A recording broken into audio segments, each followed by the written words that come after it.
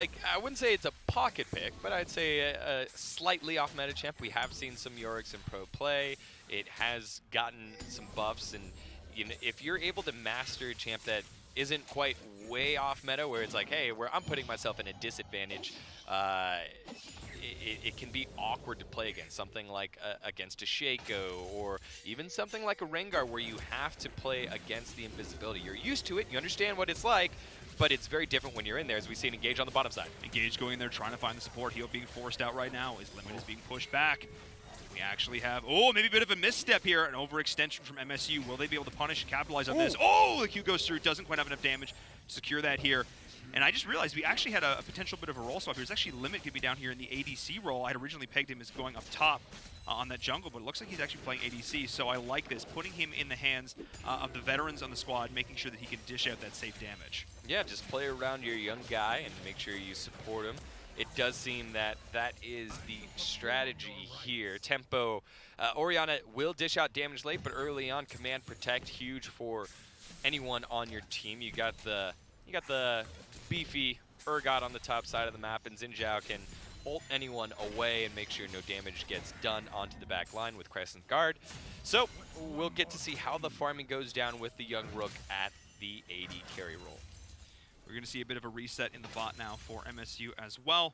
Both teams just going to look to get some items in the pocket, go back into this at full HP to continue the old poke battle in the mid. Nothing too unsurprising here. We haven't seen too much aggression from either side. Interesting to note, though, Penn State was able to secure both got in the mid, so it's a little bit more gold going their way. A much safer Rengar pathing here in the jungle. Just looking to get some, again, some initial gold. Look towards that first item before making any big moves here up top. Yeah, I would say like creep score might be a little deceptive here, just because Rengar has been able to farm safe. Hasn't had to worry about an early game gank from Xin Zhao. Xin Zhao probably would win the 1v1 against the Rengar early on in the jungle without any outplays. It's very point and click, your skills land, and that's about it. Rengar doesn't have the damage for that quite yet, so he wants to stay safe and just get to level 6 where he can start impacting some of the lanes. One of the things I'm really liking is how proactive MSU is being with their pings, with their vision right now. So the Xin Zhao kind of move towards middle of it. Instantly pings come out, hey, warning, danger, keep a heads up right now. I like how this is coming out, as we're even seeing some potential vision control coming in from Unpure Ruination up in the topside jungle of Penn State once more. We're just, again, keeping proactive with that vision, making sure they have that additional level of control, because as we talked about in the draft, they do have the ability to scale super late with this cast. They have no problem sitting back, farming up, playing this safe. Yeah, good versus evil, now falling a little bit further behind in the farming race, as Nightshade getting some decent damage down on tempo. And with him falling a bit further behind, that Rengar is getting closer to level 6. You're not using the Xin Zhao to the ability that you had hoped for when you started, right? Xin Zhao, early game jungler, wants to get some damage down, get a gank off or two. You know that the summoners on the bottom side of the map in Draven and Alistar have been burned in their initial engage, but because it's a Draven and Alistar, there's so much possible return damage even in a 3v2. Yeah, even in a 3v2 there, they're going to look and look, just get that poke, keep that early, not worry about it too much here. And despite the fact that there hasn't been a whole lot of action so far in this game, for all those watching at home, don't worry, we have more amazing action coming up later today. Northwestern versus Illinois will be our next matchup after this, so be sure to stay tuned for that. Because this game's starting off a little bit slow, I know we're going to see some more crazy action later on today, and I'm sure in this game as well. That's right, the returning semi-finalists of all of Collegiate League of Legends will continue their march back towards the college championships hosted by Riot Games, and hopefully I'll be able to start that against Northwestern. The Wildcats looking to get to 2-2 on the season and have a better second half other than their start, but look at this engage here by Unpure Ruination. Oh, Jackie is trying to just trying to stand through it. Absolutely cannot. The shotgun knees not doing nearly enough. Unpure Ruination hitting that early power spike and just able to absolutely rip through the Urgot. That's exactly what you were talking about in the draft, though. Super early, Urgot's going to have the advantage. But that Yorick, ooh, so scary. Let's take a look at that. Yeah, and it all really comes down to not being fully comfortable against the Yorick. It was nothing too crazy here, but the Dark Possession stops the Urgot from dashing through the wall, and so he gets stuck in the wall, not able to move, use Disdain to get out of it, and it's relatively straightforward from there. Again, that's what I'm talking about with these weird meta picks or off meta picks. This wouldn't be something that is weaker, but it's just weird to play against. You're not used to it. Urgot is a very straightforward champion, but when you are removed from the ease of use, are you really understanding of every matchup? In this case, no, and on Pure Ruination did.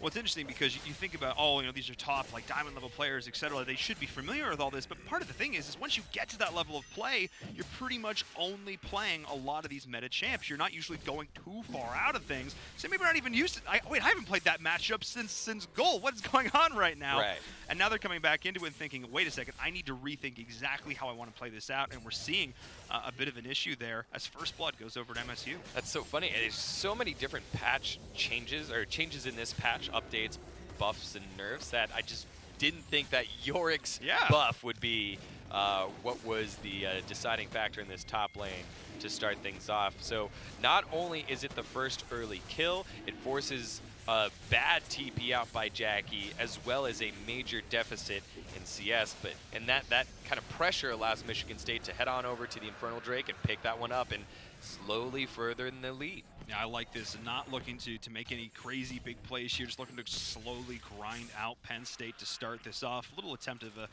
snipe there from the Ezreal, but not having the timing on that one. As we do see just a slow, and not even necessarily so, a calculated game so far from MSU. Yeah, I mean, both teams kind of want to hit level 6 as they have now recently, and so with that, we should probably start seeing some more action around the top side of the map. Rift Herald now spawning since the Nittany Lions weren't able to set up their vision around the bottom side of the map. Michigan State was able to take that first major objective. But either way, I think all teams kind of just want to farm up. Ezreal wants to stack the tier.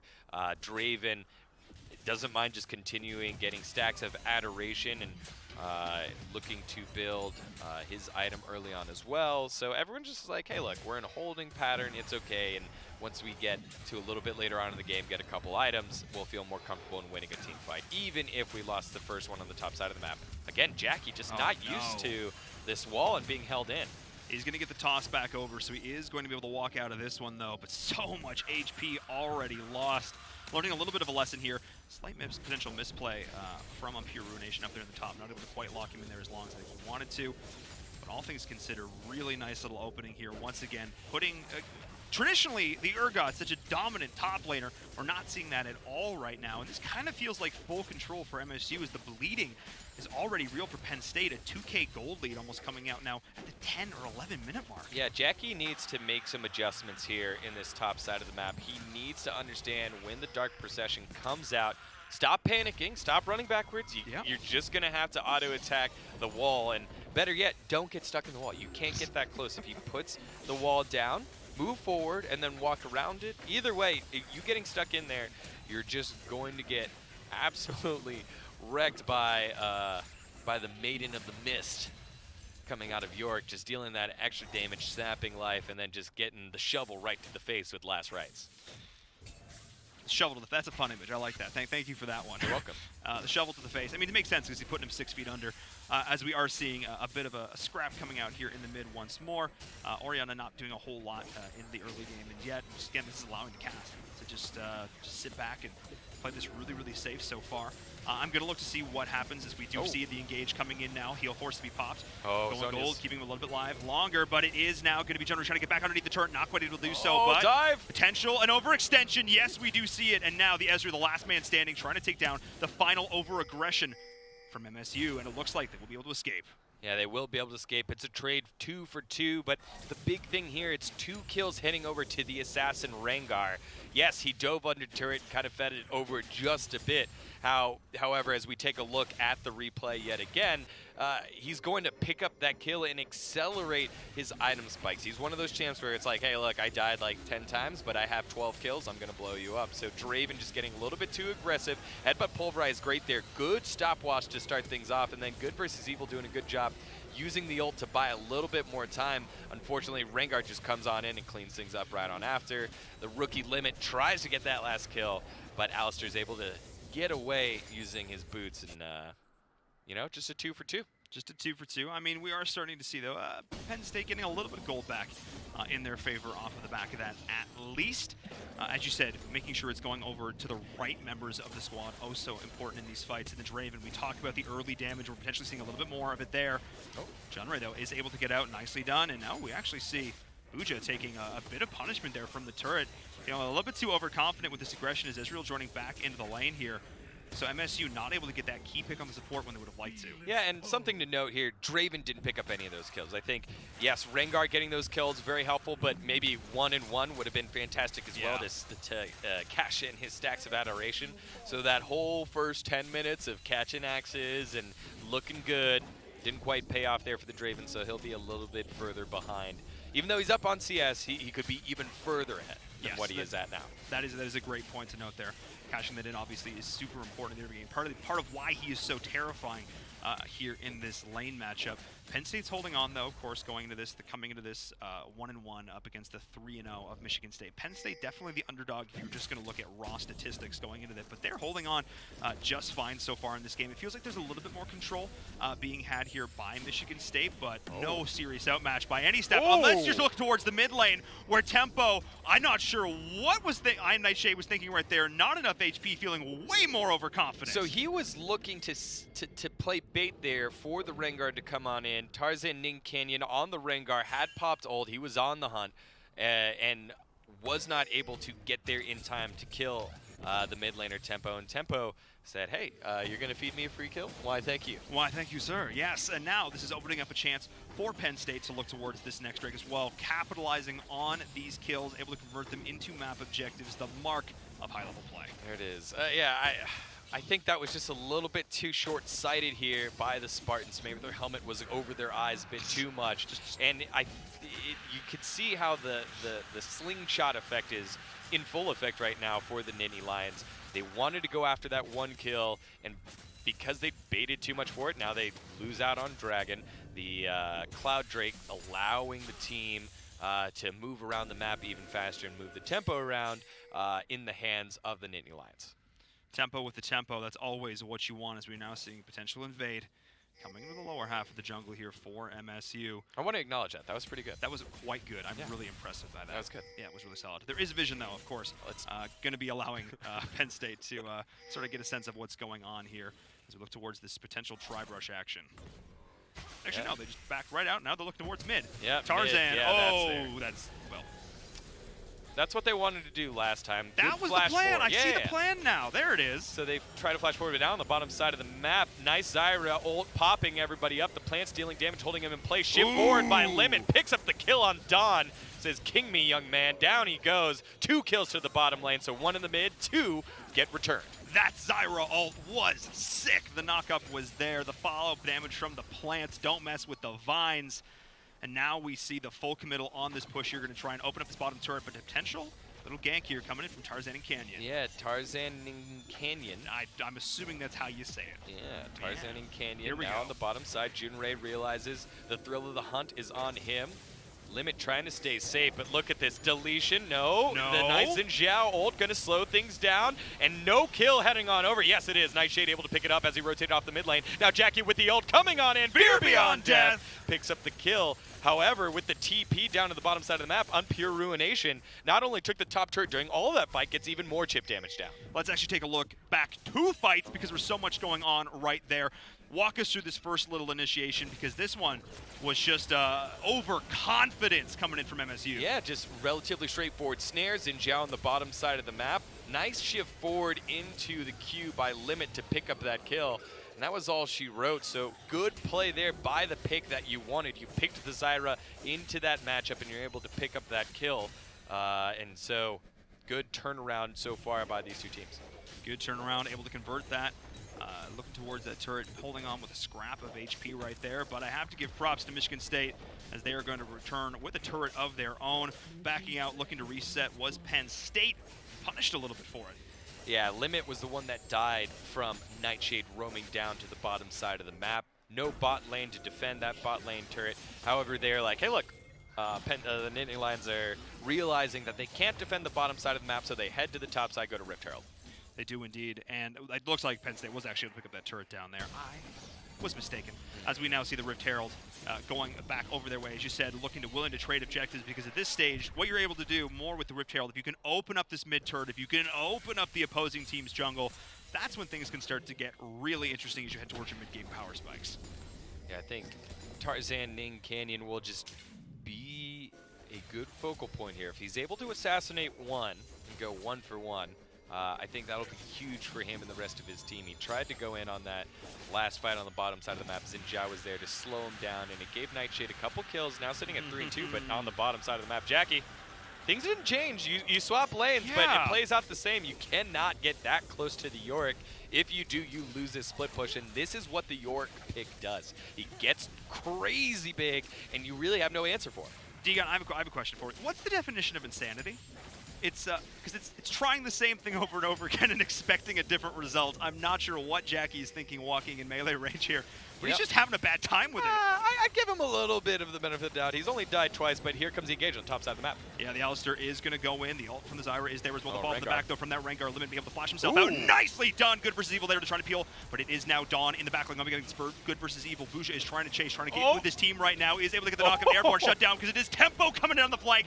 The Orianna is there to clean up some kills. Great rotation there by Tempo. It was going to be a fantastic outplay by Dawn. Almost picked up another kill after getting the first stack of adoration on Good versus Evil. However, Tempo rotating first to the fight, gets a good shockwave off, and gets the damage down as we take a look at that last fight one more time.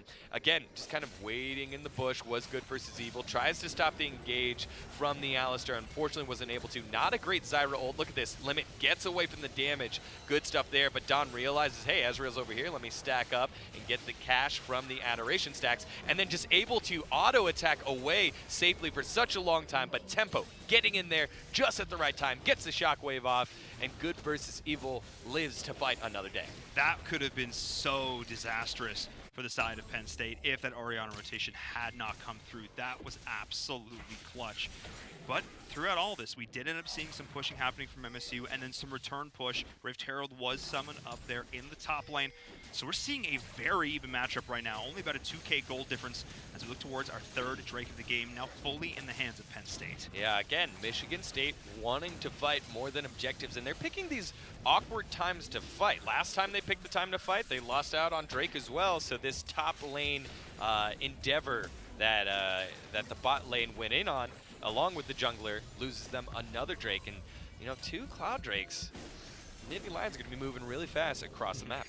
They are indeed. We'll see if that's going to help them set up some of these strong initiations, because we talked about the power of the initiation in the current meta. So much burst damage at the disposal for both of these teams, and a lot of CC too. A lot of CC that you can chain, that you can just absolutely look to shut down.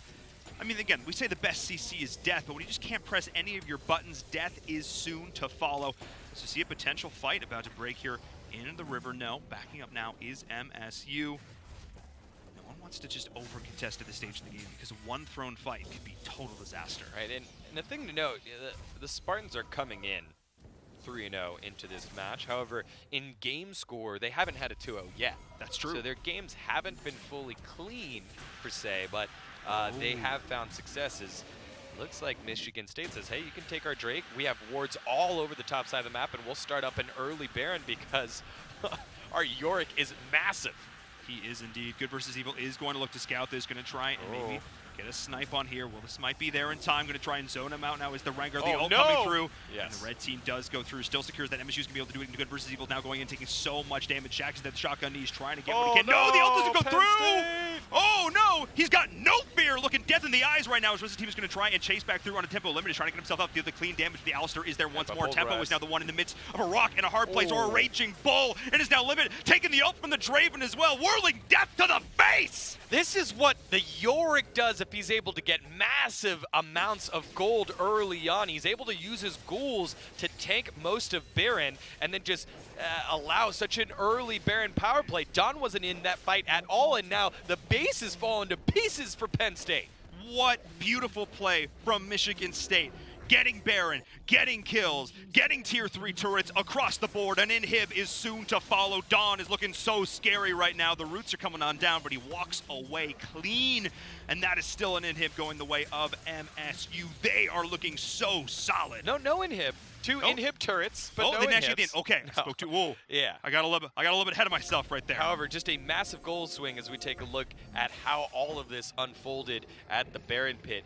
Great vision control, bouncing back from saying, hey, look, you know, we're going to give up the dragon on the bottom side of the map, so we'll get all of the vision here. Good versus evil forced in a bad fight. All the while on the bottom side, it's split up. You see the fight happening on the bot side as well, but Yorick is just so massive, and Alistair is able to buy so much time. I think if Tempo lands this shockwave after getting headbutt pulverized right here, it would have been a little bit more damage, but it does no damage to the Yorick, and Yorick just able to flash and shovel Ezreal. That's all she wrote, and a massive gold swing with multiple turrets going down. Yes. And to think that was a 5v4, the Draven, or 4v5, the Draven wasn't there at all. Draven was able to contribute a little bit towards the end. Oh, here we go. I am Nightshade. Nightshade, for those who don't know, is a very poisonous plant, and PSU has one of their own as well in the Zyra. Okay, bye. It's going to make some really clever pun about that, but Draven's just like, no. No pun for you, Inverum. Sorry, I tried. The inhib does go There down. it goes. No answer for the Yorick across the map here for Penn State. They'll probably lose the top inhib as well, and the Spartans just going to do this methodically, spread things out. Yorick going to head back, Baron empower the current minions, and keep pressure there. Dawn in a bit of trouble though. He is in a little bit of trouble now, able to dodge out the initial round of damage, but the CC follow-up is there. Flip over the shoulder, but it is now the initiation with the back of the round guard, the follow-up, but the good Ezreal coming on through to try to equal out the damage a bit. It is now Limit on the back of this as well, trying to keep this in favor of Penn State, as it is now just buying time, because all the while the Nexus turrets are under threat. Yeah, Pure Nation just dealing tons of damage here, unfortunately taking turret shots because his ghouls are dealing damage to the Zyra, so he can't stay. He's forced to back off, but that is one inhib, and I think this is the play that Michigan State, the style that Michigan State embodies. It's playing on the knife's edge, but I think they're playing way too aggressive. No reason for Don to get caught out there. You have multiple members with Baron. Just wait the extra 5 seconds to allow the rest of your team to rotate over, as we see Unpure Nation trying to go 1v3 here. Might actually make it work right now. Good versus Evil is going to be the first target. He's going to try and get Limit off the back of this as well. His teammate looking to back him up. Oh, as you mentioned, once the Yorick gets so fed, it is so hard to shut him down. Yeah, he has the armor items already with Ninja Tabi, and then continually gets the lifesteal from Death's Dance and mitigates the upfront burst damage. I've said there's been a lot of burst damage in the game right now. A Shockwave, big burst damage. Using True Shot Barrage, big burst damage. And he's able to mitigate that with Death's Dance and continually lifesteal, and it's just very, very difficult to work with. Someone on the opposite side here is going to have to build some sort of grievous wounds to prevent the healing from this Yorick. But if you're building that, then you're not building Armor Pen. It's like an item that has to go out of the way just for one champion. We'll see if Penn State is going to opt to make that call, or if they're just going to try and brute force it in some other way, try and take out other key damage dealers. But the problem is there's so many threats for Michigan State. You got to deal with the Draven, and you got to deal with the Cass, you got to deal with the Rengar, and you got to deal with your, like, there is no person. I mean, yeah, the Alistair's still also threatening. Let's be honest here.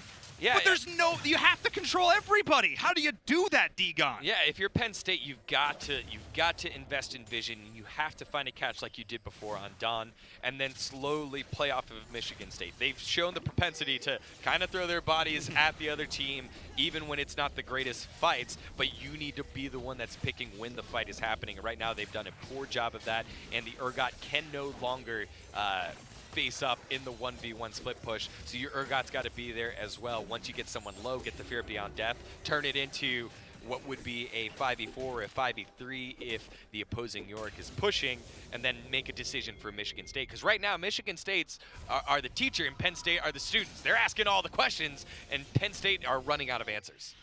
They have to find some sort of answer here, because in this pop quiz, it looks like they're not going to come out with an A+.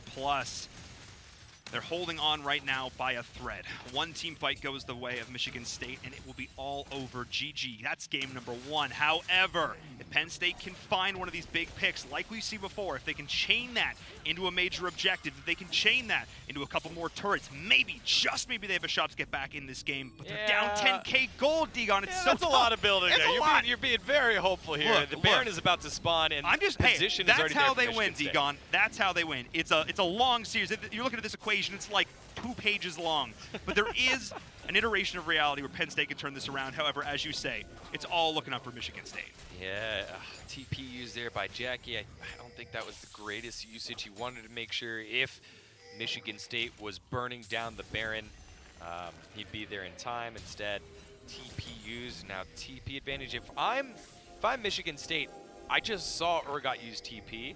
Go split push. If you're Unpure Ruination, go split push on the bottom side of the map. There not only is a champion matchup issue, now there's a summoner spell issue as well. It's not equal. Unpure Ruination can just dish it out, and you can see them starting up Baron, just baiting it out.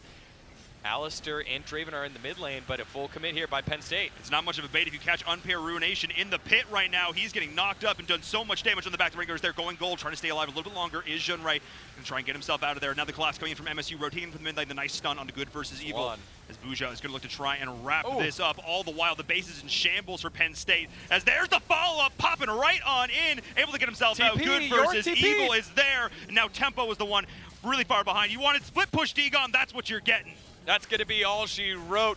Penn State finally made the decision to fully commit, but Yorick is way too big, able to sliver her away with just a sliver of health. And Unpure Ruination will close out this back door here in just a second. Has to get the inhib, but it's just part of the procedure. Michigan State with the early Game 1 victory in our best-of-3 matchup. Very nicely done there for Michigan State. There were a few moments there in the mid-game where I thought Penn State might be able to turn it around. A couple of nice little objectives taken, but the team fighting was so clean from MSU. Yeah, I would say they were huge, but it's all in that top lane. The captain that's been talking a lot likes his spicy picks an early one, and it leads to victory for Michigan State. Yeah, there was no response, as you said, from Penn State. See if they have an answer in game number 2 is what we'll be coming back with here in just a minute, so don't go anywhere.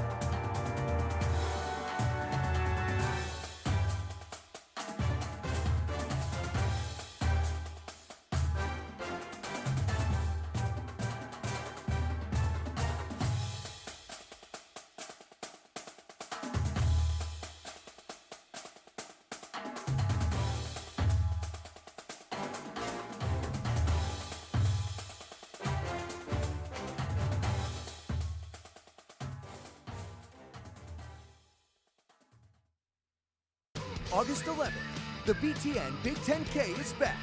Run with pride and show off your school spirit at Grant Park in Chicago. Then experience the ultimate post-race fan fest and tailgate party. Register right now at btnbig10k.com.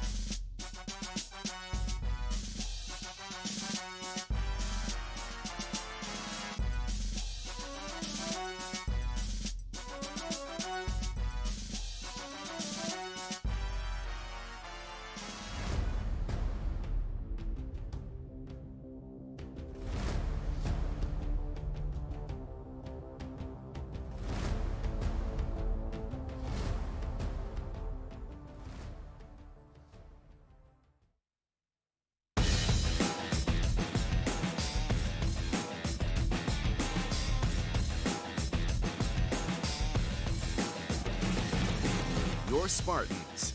Your network. BTN. Welcome back to the BTN regular season. We just saw MSU taking on Penn State. Michigan State walking away with the victory here. I'm in Verum, and that's Degon, and we just got to witness a pretty strong showing to start things off. Yeah, both teams actually going back and forth in a lot of these team fights. I think the bot lane from Penn State held up relatively well, better than what I thought they would in a very aggressive matchup picked by the Spartans, but the big disparity was on the top side of the map. Yeah, a bit of an issue starting things out there. The Urgot not having a whole lot of luck. Let's actually take a look at some highlights from that last game. If you're just joining us, a lot of fun action, a lot of it particularly here around the Baron.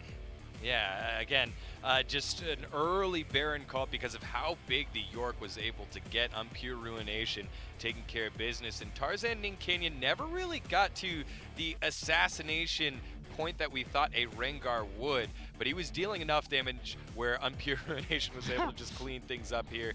And then this last Baron fight, it was a full commit, and look how low Unpure Ruination is until he's able to flash over the back of the pit, get home safely, and then TP behind the rest of Penn State, take care of the base. And you know what the call is from the rest of Michigan State right now: stop the backs, don't let them back, I got it, let me win. And they're able to do that right there. So solid stuff by the Spartans to take the 1-0 lead early on in this matchup against the Nittany Lions. But of course, it is a best of 3. There is still a chance for Penn State here to come back, take us to an ace match. But they need to do some things differently here in game number 2. As you mentioned, the top side of the map, a little bit dicey for them. A couple of early deaths going over there as well. And it seemed like there was a very clear game plan coming in from Michigan State here. They played back, they farmed safely, they got the champs to their power spikes, and then looked to execute. Yeah, they needed to just, Penn State needed to take the fight to Michigan State. They didn't, and they lost. That's the big difference there. Well, we'll see if things change up here in game number 2 in just a second, because while we all do love esports, there's a lot more going on at some of these college campuses. Let's actually take a look over towards Penn State, see what they're doing on campus.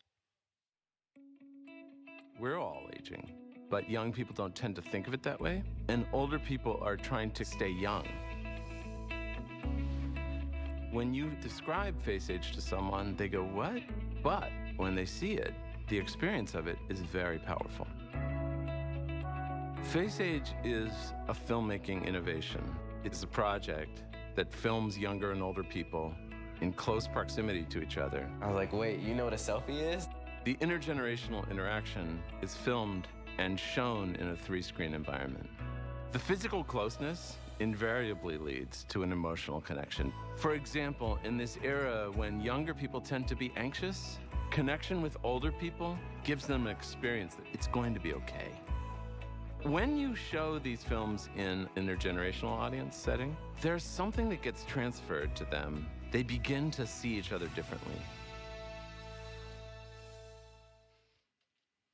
You know, and as masters of communication here up on stage, I love the fact that Penn State is putting out an initiative to bridge the gap between two different generations that really don't communicate the same way, but finding the commonalities and really help towards telling the story for everyone, even those that are dealing with anxiety, dealing with those with depression. Having someone there as a mentor figure and someone that you can bounce things off of that might have had the experience and gotten through it could mean a lot moving forward. Of course, and yeah, for a lot of these students, you know, it all feels like life's so intense right now, but it does get better. You know, you do move on, all that good stuff. So yeah, a big fan. And we're actually over the course of the season going to be profiling a lot of these cool initiatives going on at college campuses across the BTN. So I'm super pumped about that as well. We're going to get into our next draft here in just a few seconds. But of course, like, we love esports. We love talking about League of Legends, and that's like our extracurricular right now. But of course, there is so much more going on, so it's really cool to look at that. Looking towards this next draft, though, let's reel things back in. Oh, I know the feels were real there. Yeah. For a second. We'll reel it back in here good. for just a second. We'll get into this draft. What do you want to see differently here from Penn State? Yeah, I want to see Penn State find more initiation. They had some scaling. You thought that it was more of like, hey, we're going to show up and we're going to fight, but they really didn't have anyone to truly start that fight, and they didn't utilize Xin Zhao the way that I thought that they would. You pick a Xin Zhao, you expect to get some ganks off early.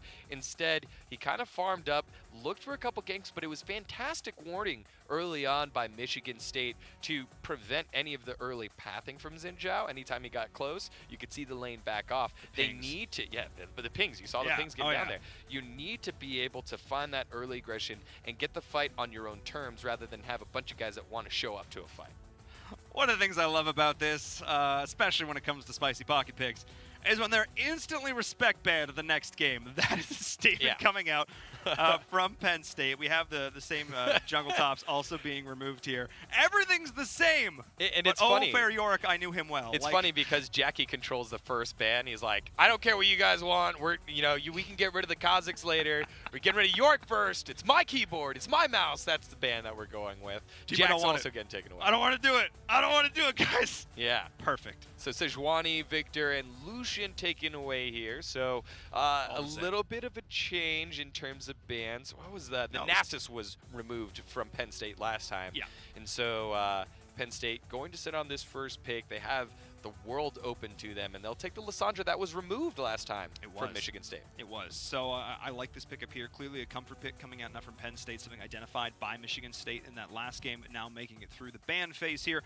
Lysandra, obviously one of these champs that we see a ton. She's got good control. She's got a good laning phase, good poke, and when she goes in, she's able to buy so much time with the Frozen Tomb, with the Zonias, just get everybody just sort of like awkward dance around. Like, what do we do? Yeah, she had her numbers nerfed a little bit, but that's not the strength of her, right? The damage is obviously a huge bonus, but if it gets taken away, it's still about priority targeting. Like, who are you targeting? And then Lysandra has the ability to ult so many different champions and slow things down with the Frozen Tomb, protect her own teammates, or also CC someone and engage. So that's where a lot of the value of a Lysandra will be coming into, regardless of the nerfs. Michigan State going to pick up the Cassiopeia and the Draven themselves. So Draven going back onto the hands of Dawn, and again, just a very aggressive start here for Michigan State. Yeah, if it ain't broke, don't fix it. Yeah, if it ain't broke, don't fix it. And we're seeing a little bit of that again from Penn State here, grabbing that Ezreal, which was, of course, their first pick in that last game here. But again, if we look towards the bottom, the Draven did fine. Yeah. But as you mentioned before, it was actually the Rengar coming in, getting both kills, not allowing him to cash it early on the adoration stacks. And imagine if Draven would have gotten that kill early. Like, if it had gone 1-1, then the Draven would have been a little bit more out of control. And on top of that, think about how close some of those team fights were. Yes, Penn State was winning team fights, but Penn State were winning team fights. But if the Spartans would have gotten that Draven going, how many of those team fights would they have won? Yeah, we might have been a little bit more one-sided earlier on from there. We do have the J4 coming out now from Penn State, likely jungle top there coming in. Pure Ruination saying, hey, he likes his spicy picks. He'll pick up the Garen on the top side of the map. But let's take a look at the J4, because I think these first three picks from Penn State solves a lot of the issues that they had at the very beginning, right? Now you have a very hard committal engage with the J4, also going in with the Claw, and then obviously we've talked about the Frozen Tomb to protect Limit, who, again, did relatively well as a freshman, as the Rook on the team at that AD carry role, and now they can fight on their own terms. But with Garen in there, you don't want Garen in the Cataclysm. No. Let's keep that one away. Well, I think it's funny because, you already mentioned that the one thing you wanted from Penn State was more initiation. You have a Lysandra, you have a J4, you have that Cataclysm, you have the ability to just, this is where we fight, this is where they die. Like, you have the ability to set that up now, and I love this.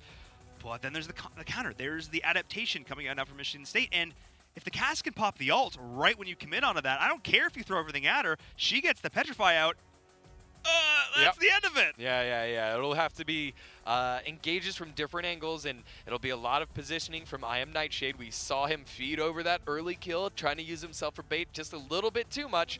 But other than that, we didn't get to see a ton of mechanical skill out of I Am Nightshade. A lot of it just came down from Pure Ruination running down that top side of the map, cleaning things up, and then Tarzan and Canyon going in on a couple of bad engages, but getting kills for his endeavors, and was able to accelerate his growth down the lane on the Rengar. Rengar will not be played on this day. And unfortunately, so no more thrill of the hunt there. Aww. However, Silas locked in for Michigan State, and that's gonna be a lot of damage already. So Silas can go top, can go jungle. It can be used everywhere right now, to be honest. Well, it's interesting because in that last game, I was breaking down like the champion selection for Michigan State. I'm like, every single member on this team is a threat, which is still the case. However, this time around, Penn State also have threats of their own they can respond with, something I really like. Lots of mobility there as well, lots of control coming in there as well.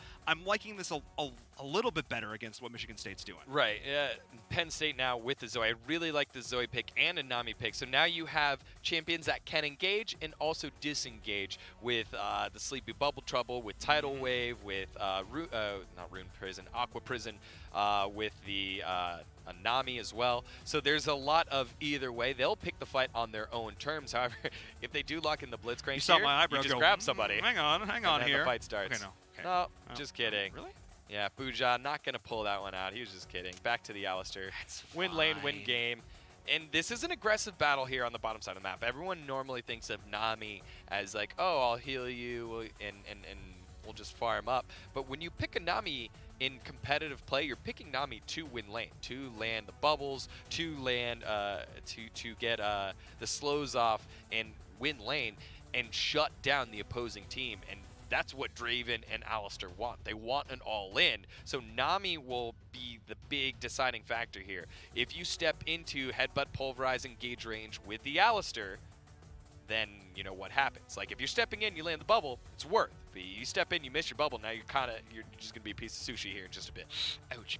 Oh yeah, no fun there. Especially you have the steak on one side, you have the sushi on the other, and you take your pick. Let's be honest. One thing is, generated quite well in that last game. The Zyra ults were pretty solid. A couple times we saw them come out, despite the fact that Michigan State was committing a lot of resources to get that kill, constantly being a target to start in those fights, was often able to escape, and if not survive, at least force Michigan State to burn enough resources that they were maybe getting some counter kills of their own. So I'm feeling relatively good about this lane matchup, but up against, again, the Alistair Draven, once again, a tried and true, something we know can do work here.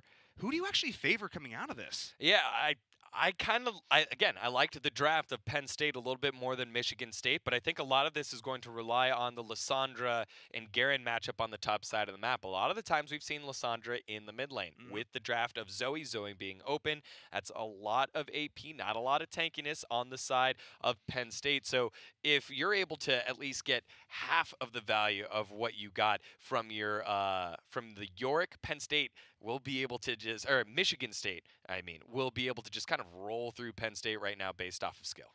Well, we'll see if they're going to be able to do it here in just a second as we get into game number 2. It's all in the back of Penn State right now to take us to game number 3. MSU looked oh so solid in game number 1. However, they did give up some deaths. They did miss a couple objectives. They're not perfect, so there is a chance here for Penn State. Yeah, not the cleanest play from Michigan State, but they got the objectives that led to a massive gold lead, and it was just too much for Penn State to handle, especially without hard engage. They fixed that with this team composition. They have scaling with the Zoe. They have scaling with the Lysandra. Ezreal gets damaged later on. Not the hardest of scalers, but things that if you get ahead, you can definitely close the door with. I feel like both of these teams have been watching a lot of collegiate sports right now because we very clearly have these lines of scrimmage being set up on the map right now as both teams just staring each other down. It's like they choreographed this ahead of time. I like it. Must have practiced in dance class. We have the Silas shimmy going on right now, so yeah, no surprise there. I had me a liberal arts degree. I don't know. You know, I am fond of the arts. I went to school for business, so I'm gonna do some math here. Let you know if you're getting some return on investment on these ganks. That's what I'm all about. Do some math right now. I'd rather not.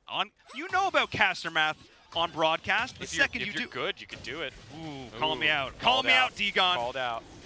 I see how things are. Red buff starts for both junglers. They'll start on opposite sides of the map. Beforehand, we saw Tarzan Ning Canyon, and now in the jungle role with Silas, or still at the jungle role, this time with Silas, do a full clear of his topside camps. And it'll be interesting to see how he plays it out with the Silas. Will he do a full clear yet again? J4 going aggressive Oh. into the top side jungle immediately. I like this play here and might be going for an early level 2 gank. Cass still level 1. Flag Yep, and drag and going, a forces the nice flash. dodge. Reinforcements the sums, that's something there for good versus evil.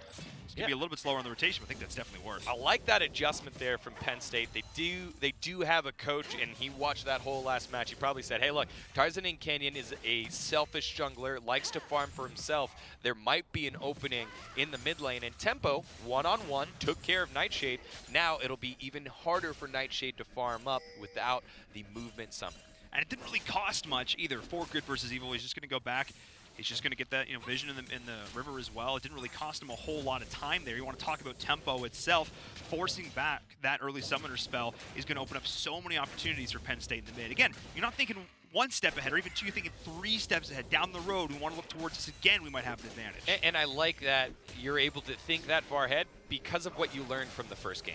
They're able to learn, hey, look, Tarzan and Canyon is going to clear everything out, leave opportunity for a gank in the mid lane, and you're not going to get punished for it. A lot of the times when you go for a gank like that early on, your jungle's going to get invaded upon, you're going to lose levels, but Tarzan and Canyon's playstyle is stay on his own side of the map and clear things out. He'll get the bottom scuttle crab, but again, J4 has found an early opening to help out one of his lanes. We are going to see a potential return from the opposing team's jungler as both junglers are maybe looking to get a little bit saucy in the mid right now. Is always going to dish some initial damage. J4 is going to try and find an initiation, but the slow is going to be getting there. The sleep, though, the follow-up is there from good versus evil. Tarzan and Canyon is now in a rough spot. Both members committing. The chains are flying left and right. The pass doing so much damage there, but good versus evil is going to be able to get it there. First blood going over to Penn State. Such smart play from Penn State. I thoroughly enjoyed watching the first 4 minutes of this game, and you can rarely say that about a lot of League of Legends. It was just very methodical as we take a look. They're cashing in on the flash of Cassiopeia, as well as the fact that Cass was low on mana. Yes. Did not have mana. Good, smart flash by Silas and able to get out of the damage. Probably needed to continue running, but because you're playing against a Zoe that is able to pick up summoner spells that have already been used, Tempo's able to close the gap, get in there, deal damage. Smart play by Penn State to pick up the first blood. That was really nice, and that was what they needed to do here, coming off of a rough loss in game number 1, building some of this momentum back in their favor. But the thing that I am impressed the most, you talked about it, the idea that they have a coach, they have a support staff, they have the ability to look at what they did in the first game and adjust. We've seen an adjustment in this draft, we've seen an adjustment in rotations, we've seen an adjustment in play. That is what I love to see at this high-level action.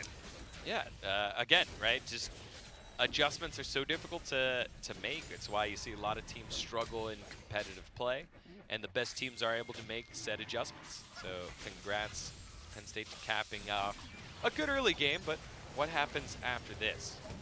What happens indeed. What happens is potential kill there in the bottom. Oh, the heal is being popped alive just a little bit longer. Now it is Dawn diving underneath the turret and going maybe a little bit too far. No mana, no HP, no problem, no says stacks. Limit. Ouch. That's fine. Tarzan and Canyon, though.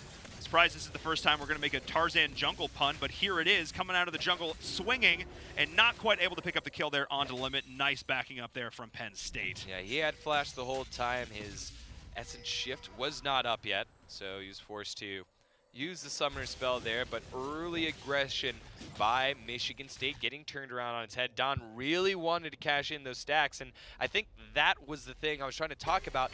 Last game, they play so aggressively, and we're winning a lot of these like coin flip type fights. In this case, it comes up tails both times, and they're down 2-0. I mean, they could have picked tails, man. Come on.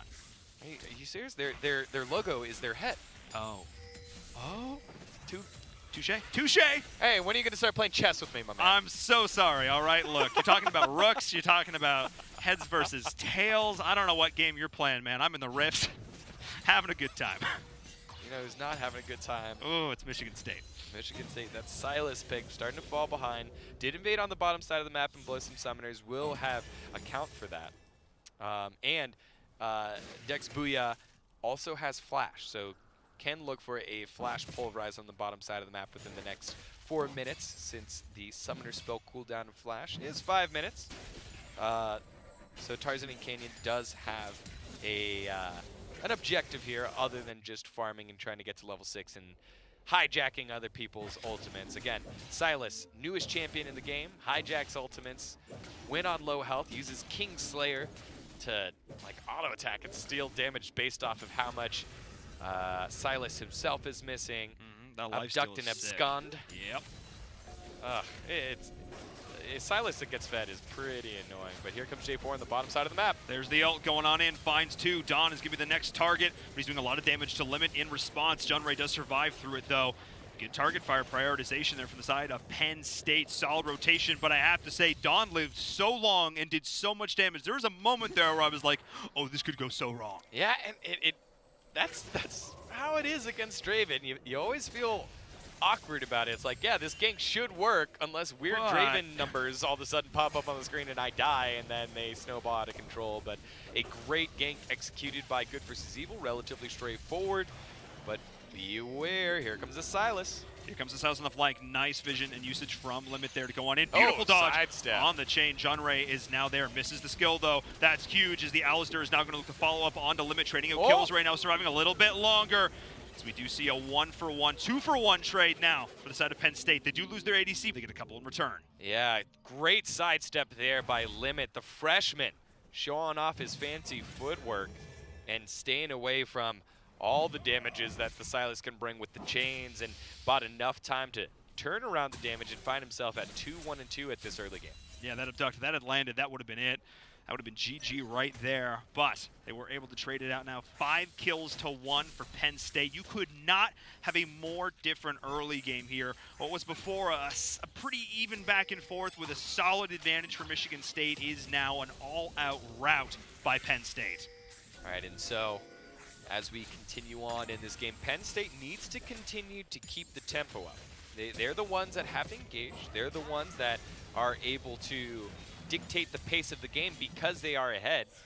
They need to start getting some vision down around the objectives upon where they want to fight so that they can continue to push the tempo of the game and not let this scaling Cassiopeia in the mid game catch back up. Yeah, there's a lot of action breaking out so far down to the bottom as well. You've got to watch that cash. You got to watch the bottom. You got to watch everything going on right here, especially as the TP is going in as well. Jackie's going to look to go. Oh, the snipe, but they are actually going to find the frozen tomb as well. Given the wall on the back of it, that is the tidal wave going to roll all the way on through. So much action here in this game already. And you know what's amazing, Degon, is we have more action. Not just in this game, but across the entire conference. Maryland versus Michigan is going on right now as well as Wisconsin up against Nebraska. You can see your game scores right there. We're going to get back to this game in just a second, but we'd like to keep you appraised of everything happening across the Big Ten as more action is breaking out here once more. This time it's kill going over the way of Michigan State. Silas Limit is going to be the next target here, trying to flash himself out, trying to get the escape, but not going to have it happen. He's just getting absolutely ripped to shreds. Yeah, Silas doing Silas things as we went to our update. Maryland returning Big Ten champions, up 1-0. And so that whole fight started with the hijack of the Nami ultimate, tidal wave zoning off the Ezreal and Nami from their escape route, and it was just an easy follow-up there from Alistair and Tarzaning Canyon. This is what you're afraid of if you're the side of Penn State. We had such a good early start, we didn't want to throw it away, and you'd always wonder if those 3 kills on Nami was going to bite them back on the rear end. And right now, the shutdown gold went back over to the Silas, so it'll be a little bit more difficult for Penn State as the jungler for Michigan State starts getting online. So keep an eye on that, because you mentioned how that Silas was behind early, but how scary he can be when he does start to get rolling here up in the top. Jackie walking a little bit too far forward here. There's the silence going on through, but just walking away. Not enough damage yet up in this top lane. Kind of a bit of a wet noodle fight, to be honest. Yeah, both top laners are willing to just kind of hang out, and I think we got to see the power of the TP play here by Jackie. Jackie able to go to the bottom side of the map.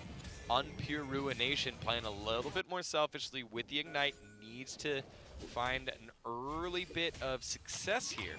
Otherwise, Jackie's just going to be able to play chess while Unpure Ruination is playing in the top lane by himself and Ignite. Hard to play chess with just one person, to be honest. Yeah, that's a general rule.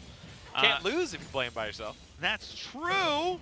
I mean, guess we're not going to get into that. That's a whole other thing. Yeah. Let's start looking towards as we head into this mid-ish game right now. What are we going to be seeing in terms of scaling? Who's going to have this mid-game power spike, and who is going to look to be a little bit more comfortable as we head towards the late game? Yes, Silas is starting to get online, as we touched on. The cast is still quite a ways away because of how defensive she had to play with no flash in that early game. I would say, again, Penn State has all the tools right now because of the amount of engage that they have. It isn't necessarily item-based or level-based. It's about, can a Sleepy Trouble Bubble from the mid lane land? Is Good versus Evil in the position to follow up with the Cataclysm? So it's more about numbers fights and getting catches here. So Michigan State needs to be careful about all the pick potential that Penn State holds right now while they continue to scale up and get a little bit later and allow Draven to catch some axes.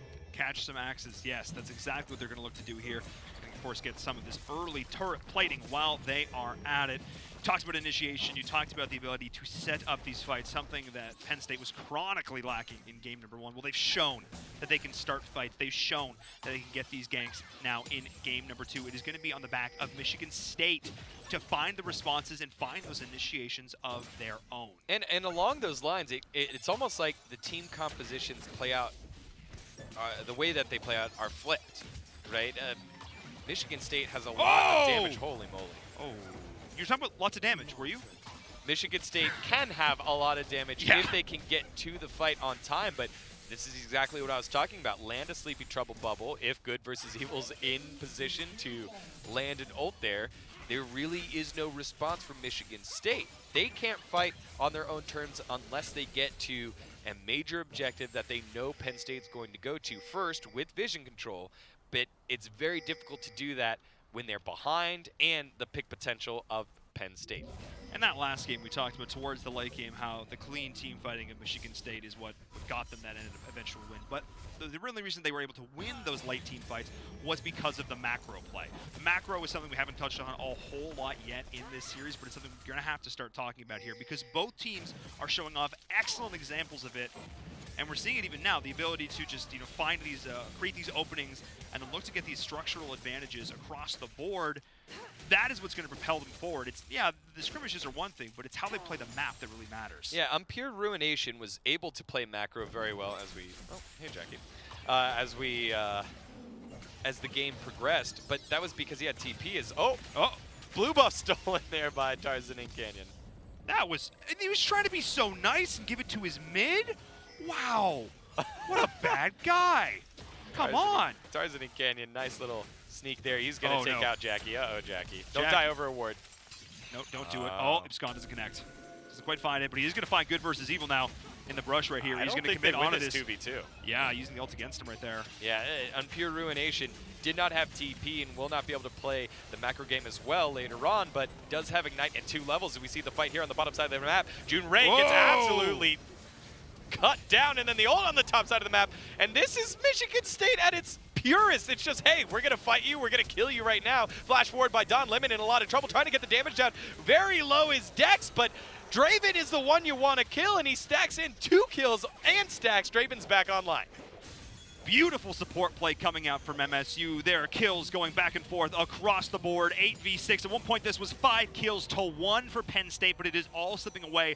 Some kills going into the hands of Tarzan and Canyon, giving momentum to the entire side of Michigan State, then able to rotate, get some kills their own. The raging bull of Alistair in the bottom, able to set things up beautifully for Dawn, who is now starting to look, oh, so scary. Yeah, 139 to 114 in terms of CS, as well as some shutdown gold in his coffers as well. Yes. I was going to say pockets and coffers, so I almost said coppers. It's gold, but yeah, close. Close enough. A little bit cheaper. Good versus Evil actually had an opportunity to go 1v1 with Don on the bottom side of the map and thought better of it. He was like, you know what, let's not feed another kill over to the Draven. We'll just take the Infernal Drake.